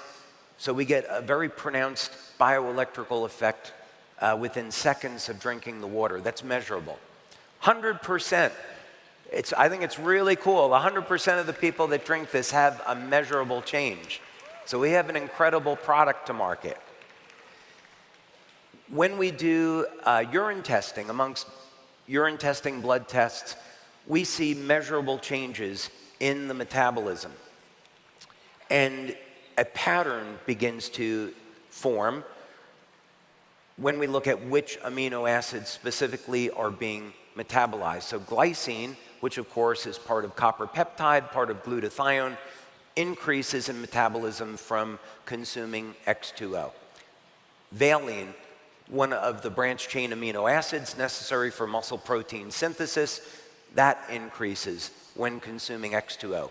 Proline, which is, as we know, foundational for collagen production, and collagen production is foundational for longevity, increases when we consume X2O. And then leucine, of course, which activates mTOR for muscle protein synthesis. Those of you that are athletes will notice that when you consume X2O, as long as you're taking enough protein and getting enough exercise, you'll see you'll build muscle faster with X2O.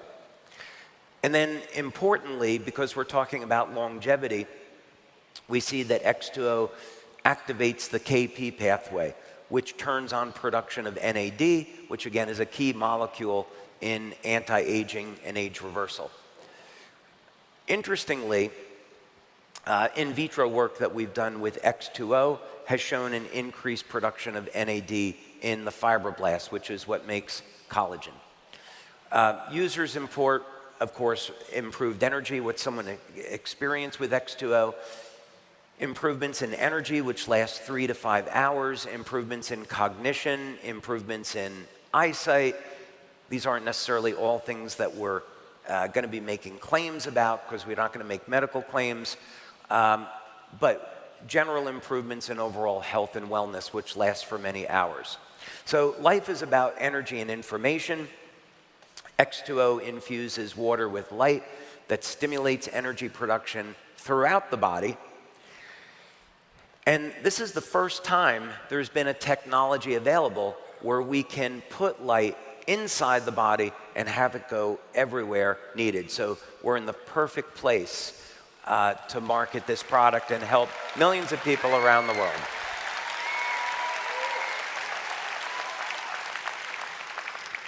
Okay, now with that, I'd like to invite up to the stage a man with deep experience in marketing and brand strategy, and we're very lucky to have him here at Lifewave. He's helped to define, communicate, and activate brands from startups to Fortune 500 companies. He has helped lead the team at Lifewave, which got us a DSN Bravo Award. So please welcome to the stage Senior Vice President of Marketing and Communications, Mr. Wayne Moorhead.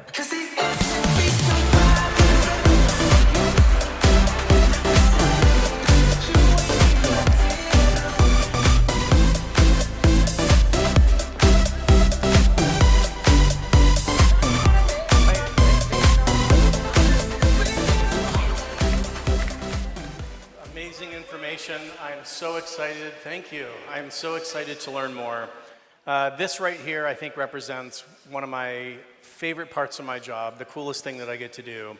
And that is be at events like this or on the monthly webinar with you, where I get to learn more about Lifewave's incredible products directly from you. And I'm especially excited about today because we get to learn about the latest innovations and the latest products that you're launching. So I was back there listening intently about all the incredible X2O information, and I'd love to go a little bit deeper and have us learn more about this category-creating product. Let's do it. So this product was years in development, and I'm curious, what was the inspiration or the catalyst that really drove you to bring this to market? Yeah, so the first part about this is that our laboratory wants to stop and reverse human aging. And we have looked at a whole variety of different species. We've looked at planaria, hydractinia. We looked at a species of ant that has a very interesting pattern of aging that human beings can benefit from, of course, lobsters. And at first, this was all about giving people a tool so as they age, they can get younger in the process. And the idea is that the impact that this could have on society in a very practical way is that we could, if enough people implemented these strategies, we can decrease healthcare costs, we can keep more people in the workforce, keep them productive into later in their lives, give people more meaning to their life, and also use this as a driver to maybe change how people think about healthcare. If people can drink water, something as simple as water, and it's infused with light, maybe people start thinking about, well, maybe I'm a being of light, and maybe we can have a little bit more peace in the world. We shouldn't be trying to harm others. We should be trying to help others. So that was some of the initial thinking. I love that because it's always so inspiring to hear the origin stories of these products and innovations. And every time I ask you, it always starts with the impact. It always starts with helping people live better, live longer. And that's one of the inspiring reasons that we all love working for you so much. So I'm curious, you've leveraged light in so many interesting ways and so many interesting products. Why is water such a powerful delivery system for light? So when we were doing our experiments on metals, some of the things that, for example, we developed a completely new and revolutionary solar cell, as an example, by creating a new type of metal that acts, well, I can't get into it. Okay. I know, but the let's words just say, would go over my head. It's fine, I totally understand. Let's just say we found a better way to convert light over into electricity. I just leave it at that. And so the thinking was, if we can embed wavelengths of light into metals, how can we apply this knowledge for human health? Because upregulating energy in the cell is so foundational to age reversal. So the thinking was, water goes everywhere in the body. It would be the ideal carrier of light if we could figure out a way to create a new structure for water to deliver that light. So it became very obvious early on that water would be the ideal carrier for light. The question is, how do you actually do that? So that's what that. It's amazing. Well, thank you for bringing water to light and Yep. the first product to ever do so. Thank you. So bringing an entirely new innovation to the world that no one has ever seen before, no one has ever experienced before, nor has anyone ever manufactured before, has to be terribly complex and daunting. I can't even imagine what that must be like. But what I've learned from you is the process is always about innovating and iterating, and really the magic happens in the perseverance. That's where it kind of all comes together. But can you share any challenges that kind of stick out in bringing this incredible product to market? There have been lots of challenges. Okay. I'm sure, I know. Lots of challenges. You know, actually, I think it's good to share some of this for a variety of reasons. We're all going to face challenges in our life, whether or not they be financial challenges, challenges with our health, challenges in relationships. And these are really opportunities to grow as a human being. And they're also opportunities to turn to God and ask for help and build our relationship with the Lord.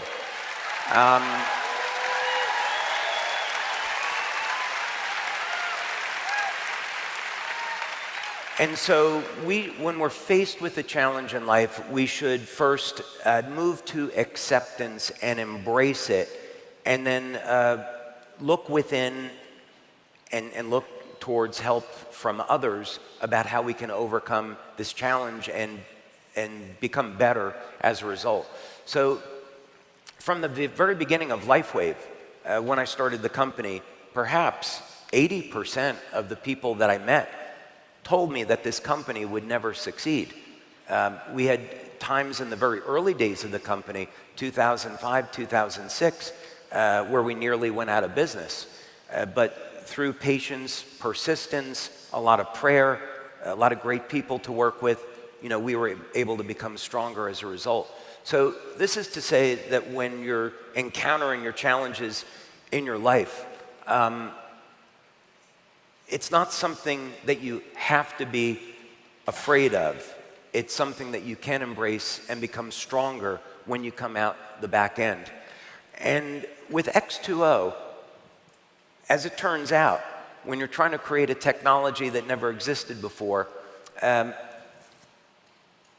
it's very difficult to work with engineers that learn things in textbooks, and now you're introducing a new data set that's outside of their knowledge or experience, and have them be able to understand some of the challenges that will occur. So we've had complications in the design.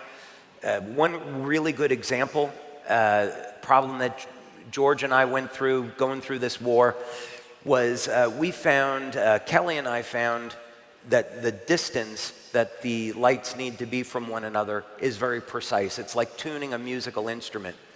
And we had our drawings of X2O. We passed those along to industrial design engineers to turn this into a system.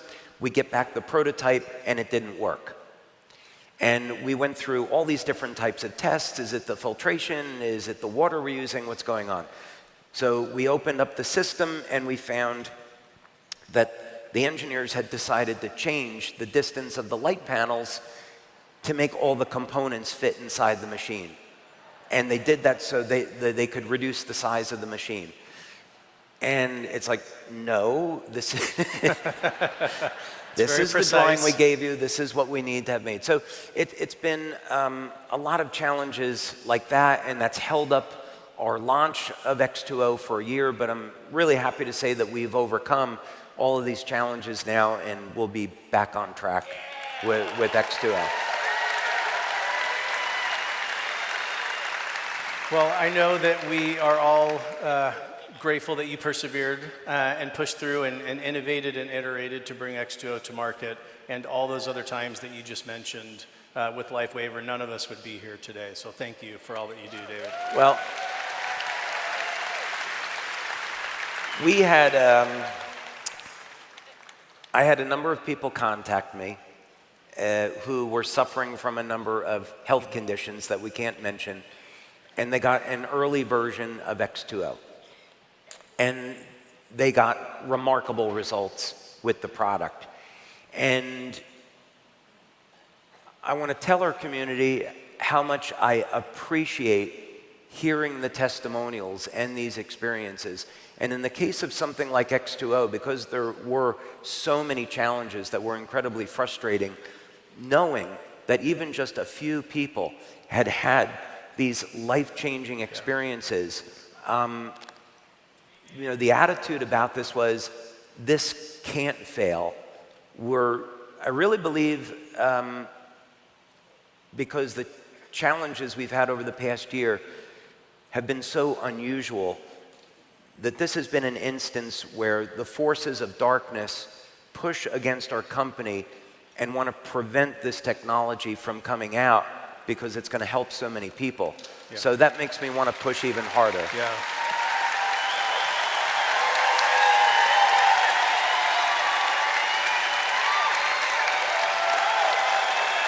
Thank you. Thank you.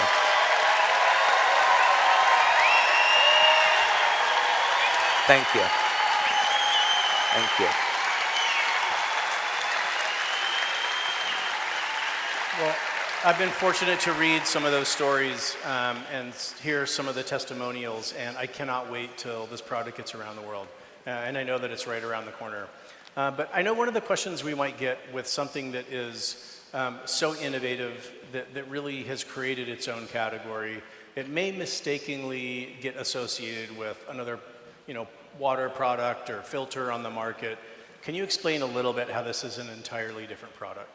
Yeah, so we had a phenomenal team, phenomenal marketing team. I want to give a shout out to Laura Kelly, who's been running our new product development. Laura is absolutely amazing. And I also want to give a shout out to Jules Rudick, who has been taking this and converting it over to manufacturing. And I don't want to leave anybody out. We have a phenomenal team.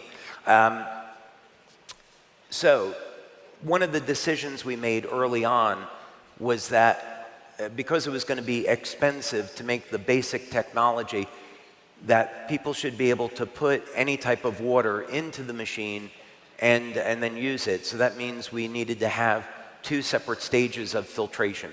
So the first stage takes out all of the harmful chemicals, the forever chemicals, pesticides, herbicides, chlorine, and then the second stage also removes additional contaminants and then infuses the water with hydrogen. And we did that because, of course, we're combining hydrogen and oxygen into this new species of water. So filtration is a part of the machine, but it is not the functional part of how this is creating this entirely unique species of water. So there is no other system on the market like this. Absolutely, yeah. And we have, in fact, received patents on yes, X2O, so we very won't have any exciting. competitors either.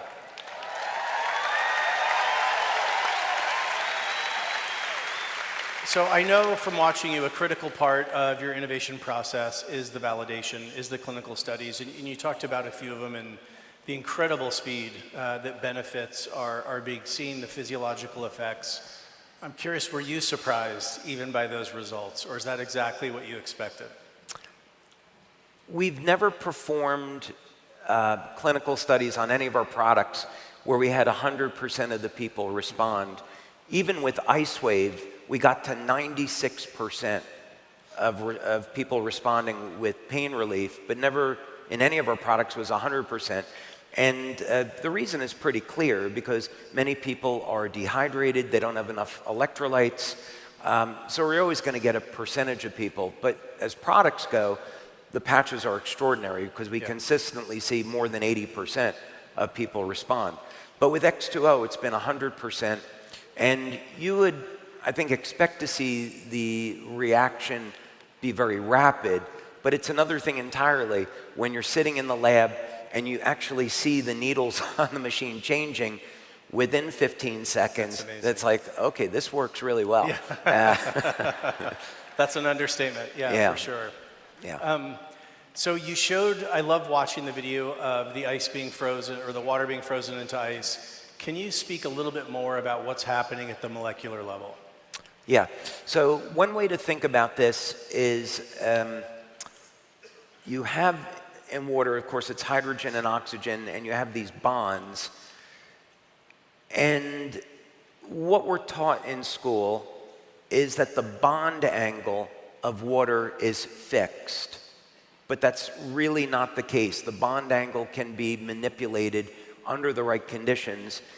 And when you do so, the properties of water change. Also, some people mistakenly think that all water is more or less the same, and then again, that's not the case.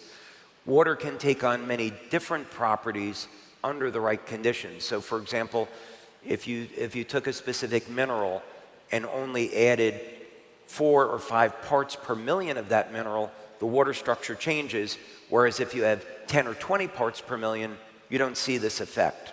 So this tells us a lot about the nature of water. So in this particular case with X2O, what we're doing is using very specific wavelengths of light, and this requires 6 different wavelengths of light to form this phenomena, where we create coherent resonant domains between the hydrogen and oxygen bonds. So the water in effect traps the light in resonance. The photons bounce back and forth between the hydrogen and oxygen bonds. They get trapped and they stay there for a period of time. This is a highly controversial theory amongst the community of people that study water, which most people don't think this is a legitimate phenomena. But you have to look no further than our clinical studies to show that, in fact, when people drink this water, there are measurable changes bioelectrically, biochemically measurable in the urine and the blood. So we have very clearly been able to embed light into water and demonstrate that this has a very powerful physiological effect within minutes of consuming. Yeah, it's incredible. So seeing the kind of immediate physiological responses, can you talk a little bit more about the long-term health benefits of consuming this on a daily basis? Well, we're still studying this. So the studies that we've done on X2O have principally been with the immediate effects because we haven't had the machines available to do the long-term studies. But we've had people in a test group that have been using the water consistently, and many of the things they experience we can't talk about because they would be medical claims. Some of the daily benefits that people have, though, the most pronounced benefit, I would say, that's observable is a dramatic improvement in energy. We often caution people not to drink X2O after 3 p.m. because they may be staying awake till 11, 12 o'clock at night. And I know people here that just laughed in our test group, they found out the hard way. I think they tried it, yeah. Yeah. Improvements in cognition, improvements in awareness, better absorption of nutrition, which is why we recommend putting Surjono into X2O. So there's numerous general wellness benefits to consuming X2O. It's incredible. Numerous. Yeah, I can't wait till we hear even more stories, all these incredible stories that we're already hearing. Yep. So you mentioned not consuming it after 3 o'clock. Can you share a little bit more about the proper way to consume it, fasted, unfasted, what time of day? When is the ideal time? Well, what we've done in our studies is have people consume the water more or less first thing in the morning. So I would encourage people to experiment a little bit, try it as a pre-workout, try it as after working out in the morning, but any time within the morning is fine, or even around midday. Our studies have been done with people consuming 1 glass of water per day, but we have some highly energetic brand partners and leaders that have wanted to consume 2, 3, 4 glasses a day. So those effects clinically are not well defined yet. We do want to be exploring this. We're going to be doing some research with Dr. Jensen on looking at telomere length, looking at gene expression, and seeing over a 6 to 9 month period of time what influence does this have on longevity. That's great. Thank you. Yes, thank you. So another one of your innovation philosophies that I found so inspiring is this concept of synergy, where so many other companies develop a portfolio of disparate products. You intentionally design them to work together, to optimize, to accelerate the benefits of one another. Can you share a little bit more about why this is such a powerful product design philosophy? So the product that everyone should start with is X39. I know that voice. I know that voice. Of course, until I invent another patch. Yeah, that's right. Which may or may not exist. But we start with X39. That is the perfect way to introduce people to Lifewave. Surjono would be incredibly important because it provides all of the nutrition. We're talking about the morning formula now. Provides all the nutrition that people need to complement all of our Lifewave patches, including X39. And then, of course, at some point, introducing X2O. And the reason why these are so synergistic is that the body requires water to function. And when we see people not responding to the patches, it's almost always because of dehydration. So why not have a water that penetrates the cell, improves hydration, improves all these other benefits, works with light, works in synergy with the patches, and then Surjono will provide those nutrients to make all of this possible. So they are, in fact, the perfect combination for people to achieve the results they want. Absolutely. So we're out of time, but final question. What does the introduction of X2O mean for the future of Lifewave and for the future of human potential? You know, for this first 20 years, just speaking from a business perspective, for the first 20 years, we've been able to build the business with our patch technology, and there is still a certain segment of the population that has a problem understanding how something that's non-transdermal could have such powerful effects on the human body. And now we're really crossing over into new territory where it's very easy to understand how consuming something could have a health benefit, and X2O is incredibly powerful. So I think what's going to happen is when we market X2O, it's going to open Lifewave to an audience that we weren't able to capture before, and then they're going to be more open to saying, well, if this light-infused water changed my health. Maybe I should try X39 since that's working with light also. So I think X2O will support the launch of our other products as well. Well, David, thank you for creating this incredible product, for bringing your vision to life, and for keeping Lifewave at the forefront of human health and wellness. So appreciate your time. Thank you, Wayne. sir. Thank you very much. Thank you. Thank you, everyone. Inspired by nature, brought to life by innovation. X2O is the world's first water technology system designed to energize and optimize your body by creating a water infused with light when you drink it. That light is released into your body, improving the flow of energy and supporting a new level of wellness. Revolutionary technology, redefining the future of well-being, combining two of Earth's oldest and most valuable resources, water and light, optimizing wellness, inspiring longevity, amplifying your healthy lifestyle. Designed for simplicity, engineered with excellence, X2O utilizes Lifewave's patented three-phase process. Light infusion technology, advanced dual-stage filtration to remove most contaminants, and hydrogen enrichment, transforming everyday water into elevated hydration. It's water reimagined. Going beyond traditional replenishment to optimize hydration at the cellular level, activating key physiological responses, often within seconds. Natural energy, efficient detoxification, overall well-being enhancing cellular capacity to boost nutrient absorption, metabolic activity, and oxygen uptake, so you feel energized, focused, and ready for the day ahead. And with molecular hydrogen enrichment, X2O offers antioxidant support to help protect your cells with longevity in mind, promoting circulation, bioelectrical activity, and vitality, targeting overall wellness with intention, amplifying the effects of Lifewave's patches and nutritional supplements, making X2O a powerful part of your everyday wellness routine. Transform how you hydrate. Enlightened water, elevated hydration. X2O light-infused water technology. Be the light. Lifewave. Wow, who's thirsty after that? Excited to try that. All right, everybody, we've heard from them individually today, but now David and Meredith have a special tribute to the enduring commitment and resilience that define the very heart of Lifewave. He is working overtime today, and so is Meredith. Please welcome back to the stage your founder and chairman, David Schmidt, and president, Meredith Burkich.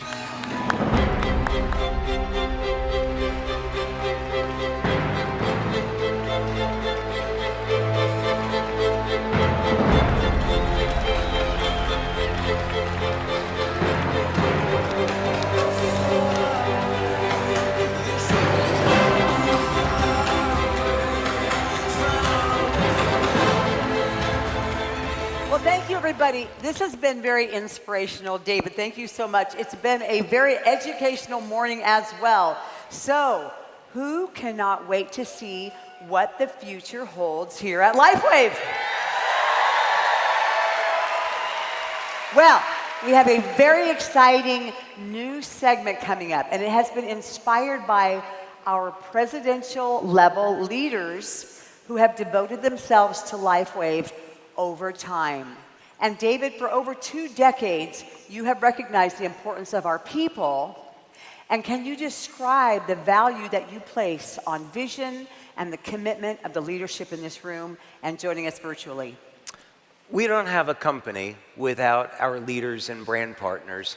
It doesn't matter what I invent. Without this incredible community of human beings, we don't have a company. It's that simple. I would agree. I think that we all know we are in the people business. We've talked about this before, and we will always be one that is driven by that human connection. So do you agree that one of our superpowers, it's always good to talk to him about superpowers, right? Here at Lifewave is really about the hearts and the minds of the community members themselves. Our leadership community is a group of the most amazing human beings I've ever had the privilege of knowing. Because unlike what we see in other companies in the industry, when we have time to have dinner or go to activities with these leaders, what they always talk about is how they appreciate the opportunity to change people's lives for the better. You need to know this about your leaders. Behind closed doors, they don't talk about how much money they want to make. They don't talk about how many material things they want to accumulate. Your leadership always talks about building organizations so they can help their fellow human beings and provide healing to the world around them. They are amazing people that need to be appreciated for this. Beautifully said, David, beautifully said. Now, you have been through a lot, ups and downs, hills and valleys over time. And so resilience has been key. And of course, we know that you get your power from a higher power source. But in addition to that spirituality, how much do you feel you can put the emphasis on the people that you've surrounded yourself with over the last 20 plus years that has enabled you to be at the level of success that we're all enjoying here at Lifewave? Well, I'm looking at one right now, right? A round of applause for Meredith, please. She's amazing. All right, now I'm going to totally lose my place. Okay. I know you weren't expecting that. Yeah, no, that was outside of rehearsal. I didn't want Meredith to know I was going to say that. No, we have, you can't do things on your own. We have an extraordinary team at corporate that we work with that allows us to take these products to market. I have an incredible team of people at our laboratory in Florida that does an amazing job of turning some of these ideas over into real technologies. And then, of course, our sales marketing team, everybody at the corporate office does their part to make this opportunity real.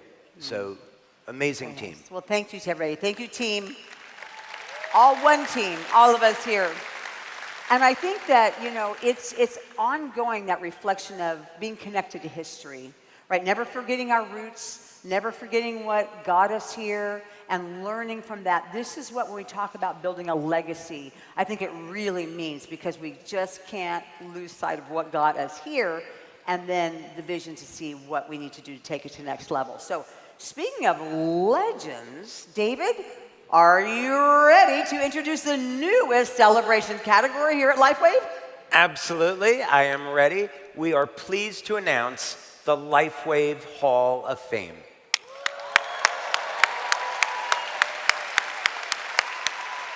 And this is an opportunity to put the spotlight on people that have been with Lifewave for many, many years now, who have allowed our innovations to positively impact millions of lives around the world. All right, so the Hall of Fame has celebratory tiers for leaders achieving and maintaining executive 3-star ranks in compensation 2.0 or above for 10, 15, and 20 plus years. So Meredith, let's start off first by inducting into the Hall of Fame at the silver level, who's been with Lifewave for more than 10 years, an incredible human being, Mr. Lorenzo McGrew.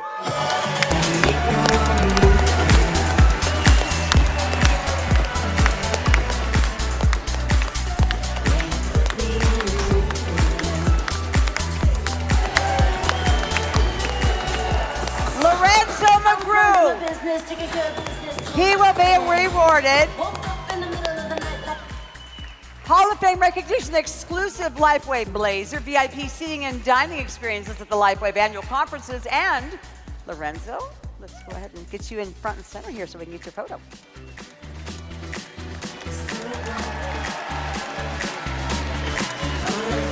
Thank you, Lorenzo.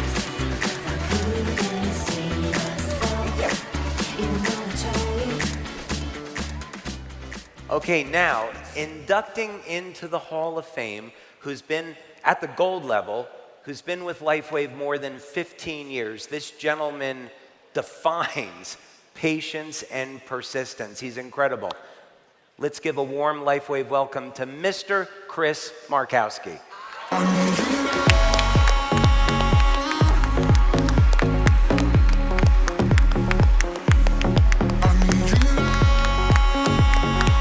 In addition to the awards at the silver level, which of course they get, Chris will also receive a Men's Lifetime Hall of Fame ring, elevated recognition and celebration. Wow.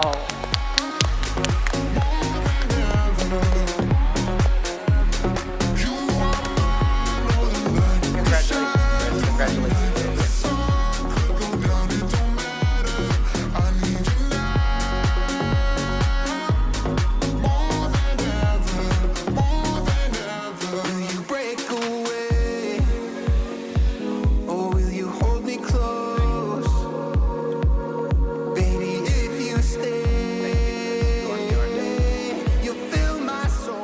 Okay, and now, welcoming to the top tier of the Hall of Fame, people who have been in the business 20 years or more.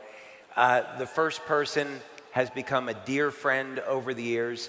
He has been of such an enormous help to Lifewave through thick and thin, Mr. David Jumper.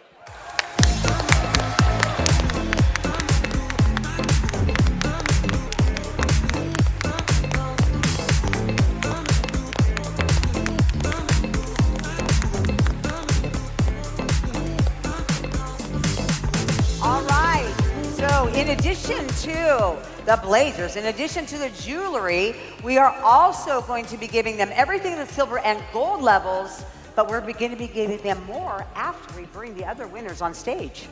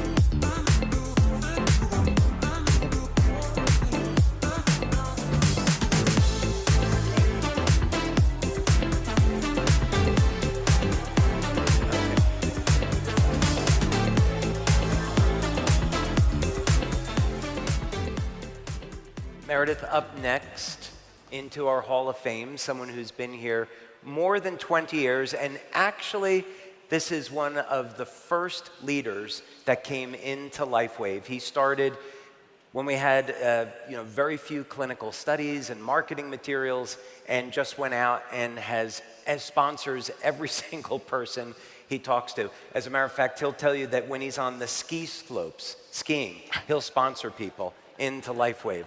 And that is, of course, none other than the incomparable Mr. Chuck Michael. I just want to celebrate. I just want to celebrate.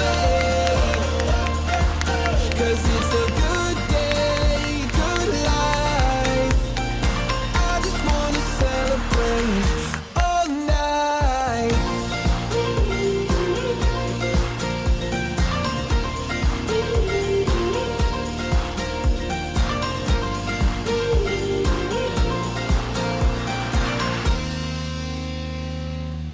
There's nothing like feeling alive.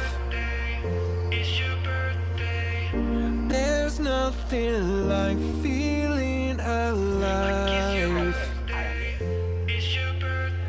I just want to celebrate. I just want to celebrate. 'Cause it's a good day, good life. I just want to celebrate all night.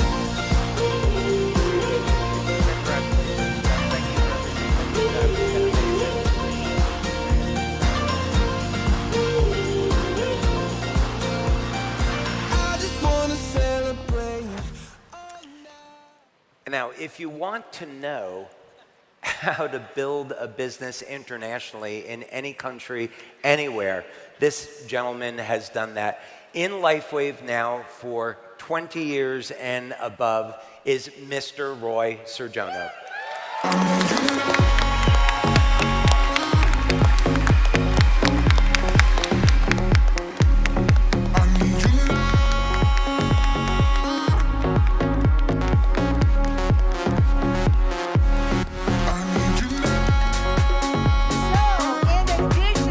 the silver rewards, in addition to the gold rewards, our top 3 achievers will also receive a lifestyle video shoot where we will send a crew to their home and we will capture and immortalize your incredible accomplishments here at Lifewave and what you've given to the rest of the world. So thank you.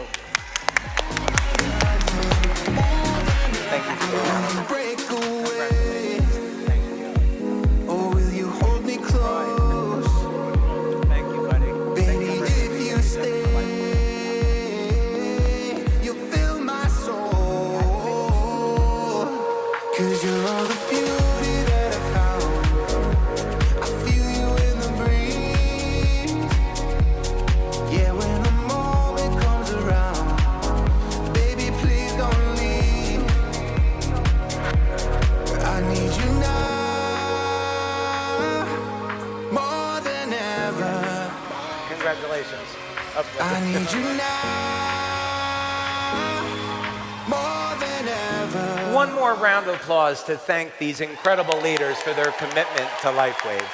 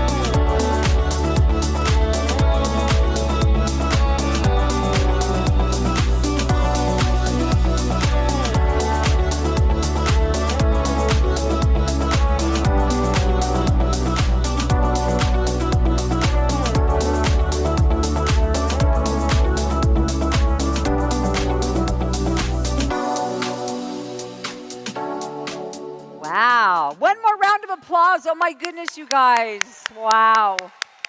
Wow, wow, wow.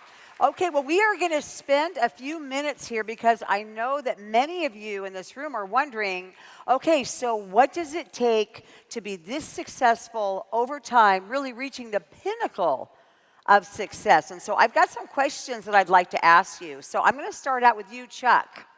So Chuck, direct selling has been around, as you know, for over 100 years. And so why do you think that direct selling is going to be relevant over the next 100 years? Well, it's a great question, and obviously we're all hearing a lot about and focusing on AI, and it certainly does have a place. But to me, the dynamic that will keep networking, MLM marketing relevant for forever is that trust-friend relationship.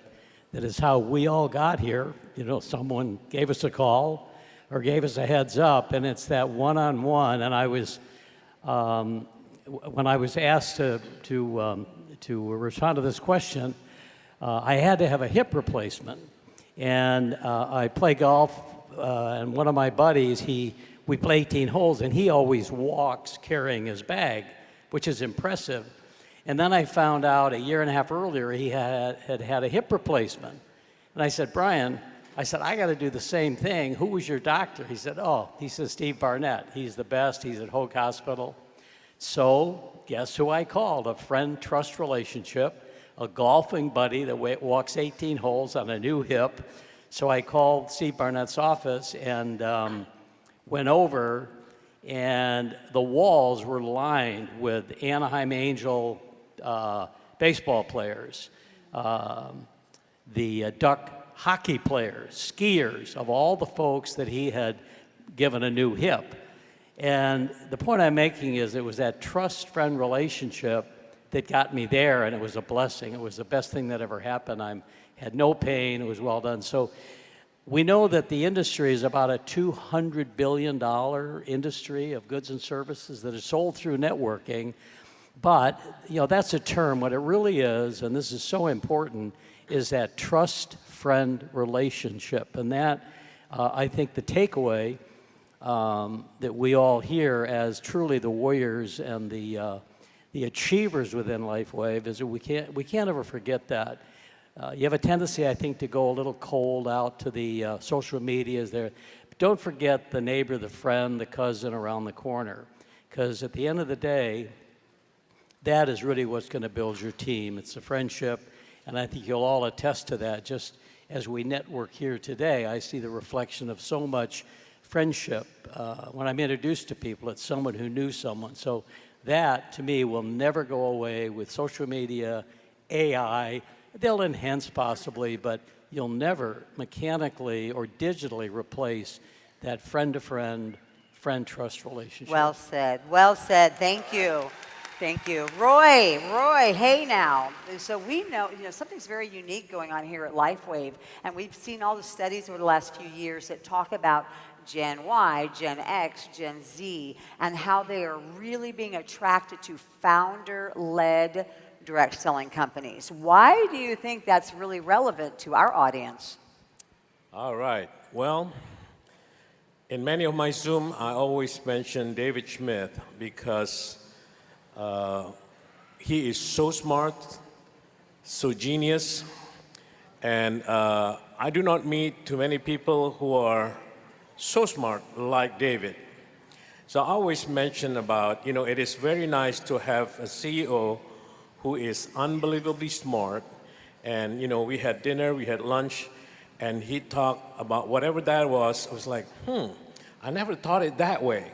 So besides being smart and genius, I also noticed I went with David to many, many, many countries around the world, and everywhere we go together, I noticed that the behavior is unbelievable. One time we got stuck at the airport and we have to wait 5 hours because the plane was delayed. But he's so cool, so nice, so calm. I said, okay, Roy, let me go to the other side. He pulled out his computer and he works. Wow, a CEO with that kind of humbleness, kindness, and generous. He is so generous, Meredith. And I just felt so blessed. I'm part of Lifewave for 20 years, and I was prophesied to be in Lifewave. So this is really the gift of God in my life to know David Schmidt. Thank you. And I can tell you, you have a leader right here who in these years at Lifewave has personally sponsored and continues to sponsor over 800 people. Over 800 people. Yeah, over 1,000 now. And maybe even over 1,000. I know. Okay, so very good. So you know what you're talking about. So thank you for that, Roy. Hey, David, just over to you. We talk a lot about we're building a legacy company here, a generational company, but we talk about innovation. Why do you think that that is especially relevant for this time, this day, and this age? Absolutely. I think all of us are looking for something unique and exciting. And I remember back in my first Lifewave meeting in 2004 in Buffalo, New York. And David Schmidt was at the front of the room talking about the endless possibilities of the future of Lifewave patches. And it was really the room became electric with people giving their suggestions for other patches for the future. And fast forward to today, many of these suggestions actually became a reality. And I think that's, innovation is really the heartbeat of a legacy company.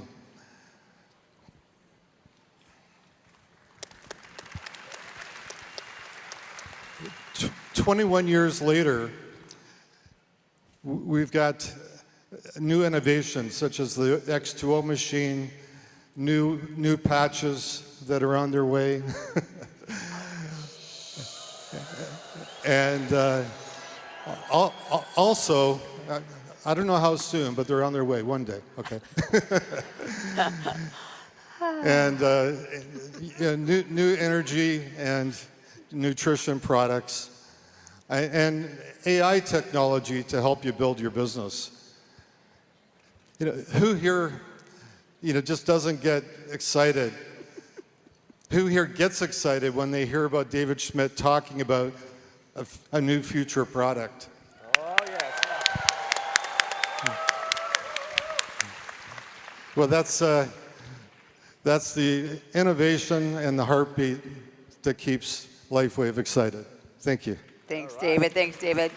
So, Chris, I have heard so many stories about you, David. He often shares, what all of you have been through together. And in Europe, you've had a lot of ups and downs. And one of the really admirable qualities about you is your perseverance and your stick-to-itiveness. So, my question, I think that the audience who also will experience ups and downs in their businesses, how have you maintained your people's focus even when things might not always be smooth sailing?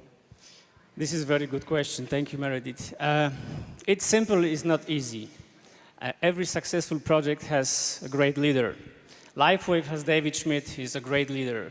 Has you as a great leader of corporate side. We, in the field, we also need to have great leaders, and the most successful teams has the most great leaders. Am I right? Yeah. So, even me, an introvert guy who didn't speak English before, decided to become one. It's not easy sitting with this legend here, but guys, it's really worth it. We have something special, and if we want to build great teams for years, and bring more business partners or leaders, we need to become one first and show the way. Not tell them what to do, but show the results. That's my way. Thank you. Very good answer. Lorenzo McGrew, my dear friend. I'm going to have you because all those people out there want to. So I'm going to do it on their behalf. All right. So, you are known as being the light. When people talk about Lorenzo McGrew, they talk about the light of you. And when we look at the success of Mexico right now, what's taken place there, oh my goodness, here we are, triple-digit growth. It just continues to go, 130, 140, 50, 160% growth. Mexico is on fire. Yep. We know. All right. Woo! Okay. Happy. But you were really on the ground floor. This is something that David has shared too, that really so much of the foundation that was laid there was a lot of the work that you did. And so the question that we have is how important in growing a team is being the light, being positive, and being that influence in people's lives? I truly believe that is the key part, Meredith, and thank you very much. First of all, because you cannot share what you're not. So you got to be the light in order to share light. As simple as that. And it's very interesting because sometimes I get people from my team and say, you know what, everybody's telling me no, and they are so downtoned, and I know that that's not the problem. Because honestly, the mechanics is only 20% of the success of the person. 80% is the B. 80% is for you to really believe that you're going to be here. So that's so important. And I truly believe that there's a misconception because everybody tells me, I want to have this, I want to have that. It's great. You can have as much as you want. But before you really have what you want, you need to share. But even before you share, you need to be. So as simple as that. So be the light in order for you to share the light. Thank you, Lorenzo. Brilliant. 80% is what is your attitude, and only 20% is what happens to you, right? Yeah, 100%. All right. So back to you, Roy. So Lifewave is global, and you have built, again, as David gave some accolades, but you were there in the trenches year after year after year from the beginning. Travel warrior. How do you approach being present in the markets you serve when you are in so many markets yourself? Yes, very interesting. Many people said, I don't sleep. Actually, I do sleep because people from Singapore, Indonesia, Malaysia, Australia talk to me at 1, 2, 3 in the morning. And then people from Europe, we have a Zoom around 10 or 11 o'clock in the morning. So the way I started this was with Skype. I talked to David Odie, I talked to Michael Surveys way back then with Skype. And nowadays, you know, we have WhatsApp, we have Google Meeting, we have Zoom. So those are the ones that I use to communicate with them in a general public, in a bigger meeting scale. But on one-on-one, like product information, motivation, and things what's happening with Lifewave, I try to do my best to keep forwarding to them. And I notice also, you know, I have like 200 over group WhatsApp from all the way from Indonesia, where I was born, to Europe, to Africa, to everywhere around the world. Very sad to say that only a few of the leaders are responding to that group chat. But that is the way I communicate with them. And I notice for the people that respond to me, at least I have hope for him or her that they're gonna build Lifewave together with me. But for somebody that whatever I said, so exciting or so sad or whatever that is, they don't respond to me, I said, ooh, no hope for this person. But when I say happy birthday, everybody responded. It's the weirdest thing, but that's the way I built the duel with these, and now we have AI plus ChatGPT, so we are having fun. It's better and better. Oh, thank you. And that's really brilliant. And you're working with the people that show up, too. Oh, yeah, yeah. I always that is push. something. I know you I always do that. push before the meeting. Like an hour before the meeting, I send all these graphics to all the WhatsApp group. I say, hey, meeting going to start in 1 hour, in 15 minutes, in 1 minute. And nobody showed up, but it's okay. We're going to keep on going until somebody wake up and really ready to smell the coffee. And this is an amazing company, guys. We are so blessed. We have an amazing inventor, second to none. And now we have the best president. It is really a blessing to have Meredith and all her team. I mean, the team that we have here is so amazing. Amazing, amazing. Because I remember way back then, when I called customer service, nobody picked up my phone because there's nobody. But now there's like about 400 people that are working for Lifewave. We are truly blessed. If you join this company, consider yourself very blessed because this is designed by God. I mean, the product and innovation is, don't you guys agree? This is an amazing company with unbelievable, untouchable product to compare to any other MLM company. Thank you so much for that. And so, David, building on that, what's really important, you've actually made this a family business. So it's one thing to talk to people and oh yeah, this is a great guy, but you must mean it because your whole family is involved in the business. Absolutely.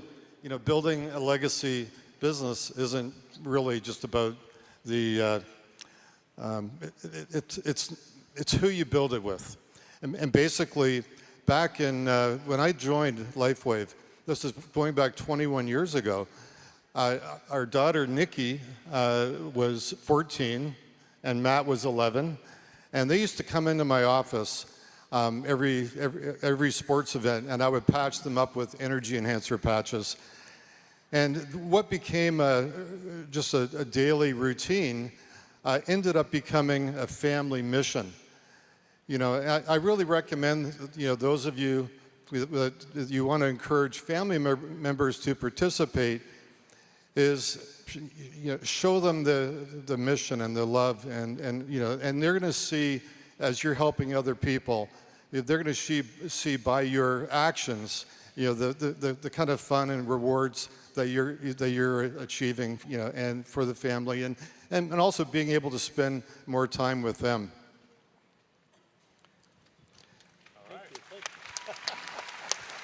When they see your passion and your belief, they'll naturally want to be part of it.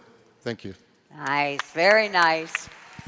So Chuck, kind of going back what Roy was talking about how you work with people and how you you're always putting yourself out there. But it must be hard because in all these years, knowing who to invest in, because we know that you reinvest in your business. When we talk about really successful people, not just your time, but you invest in people. How do you determine and how do you identify those rising stars so that you make sure that you're really putting that investment in the right place? Well, it's a great question, and they don't come with labels. We know that. You bring in a new brand partner who you think is going to tear up the pea patch, and they don't show up. So we've all gone through those. So Meredith, I just sort of follow the action, and one of the things that I did to really build a business from the beginning was to taproot down, because my database was real estate. I didn't come out of a networking environment. And so I was talking to realtors, mortgage lenders, architects, construction guys. And once I brought someone on board that really liked the product and they got involved with the product, then it was, okay, Fred, where's your mom, your dad, your cousin? Who's your attorney? Who sold you your car? Who sold you your insurance? And we would chase down. And I'm just going to give you a real quick war story because this sort of tells a tale. Very early on, about my third brand partner, this was 22 years ago when we had really no support material, and he was a realtor. And he was coming to meetings, we were doing some trainings, and about 3 weeks later, I got a phone call from a very husky voice, and he said, Chuck, this is Kenyon Coleman. I'm with the Dallas Cowboys training camp up in Oxnard. I was doing curls with 300 pounds, and I was doing 50. I put these patches on, they did 100. What the hell are these? Now, trust me, I'm thinking, whoa, Dallas Cowboys? I said, okay. So I said, well, here's what they are. Nothing goes in your body. You can stick them on your clothing. No drugs, no thing. So what happened that I did not know is that my realtor friend talked to his cousin. Now, I didn't know that was going on. The cousin was an investment banker in Newport. He talked to the guy in the cubicle next door. Of course, I didn't know that was going on. And it so happened that third generation down, his sister was an all-American gymnast from UCLA, and she married Kenyon Coleman. Okay, now, again, this is the way things will taproot in networking. So she gave these patches, and I had no idea, to Kenyon Coleman.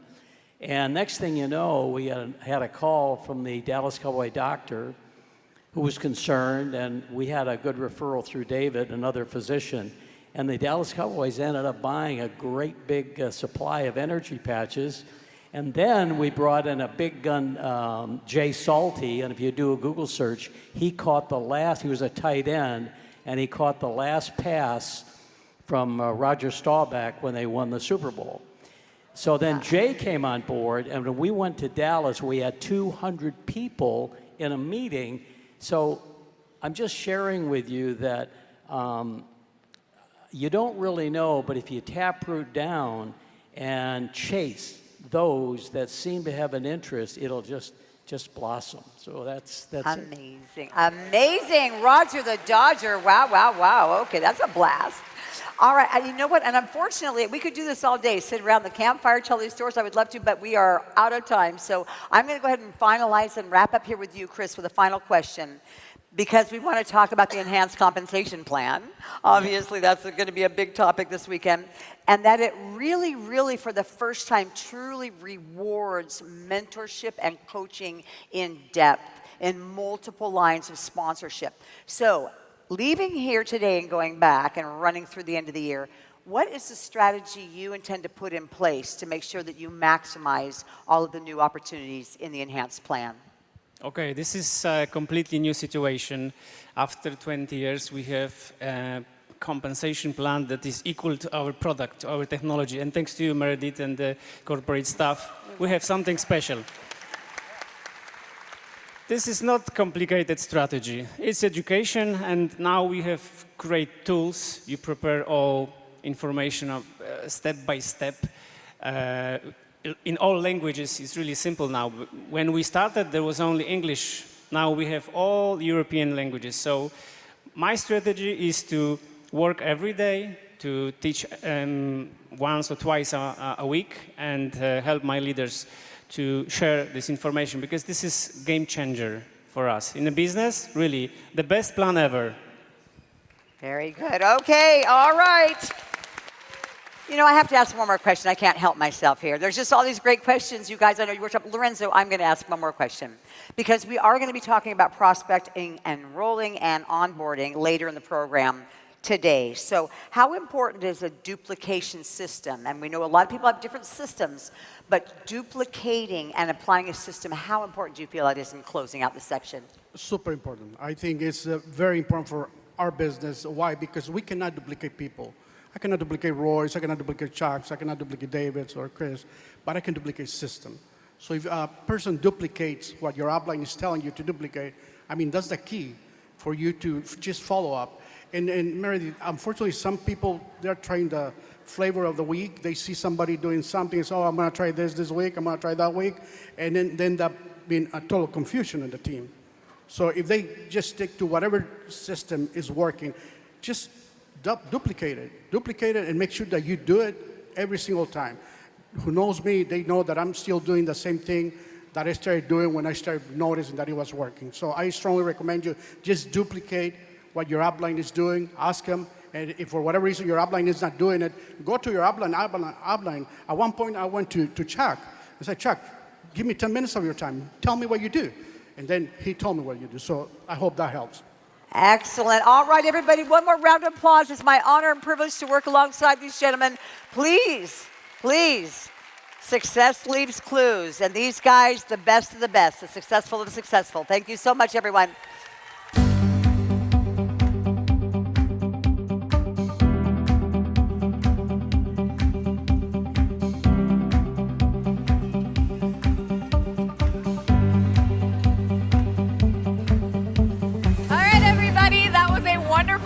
Session, just a couple of housekeeping tips for all of you, and this one's important because it's about food. I know a lot of you are hungry. Food trucks are going to be on the plaza outside. There's a food court in the Hilton and restaurants in any of the surrounding hotels in Anaheim. Garden Walk, and you're going to need to go back through security, so give yourself some more time as well. There's also concession stands around the arena and Hall A, and plenty of seating in Hall A, all within security. While you're in Hall A, make sure to visit the store, check out the Experience Center, and pick up your awards. Be in your seats by 1:30 p.m. New directors and new senior directors, be ready to parade. Thank you all so much. We'll see you at 1:30.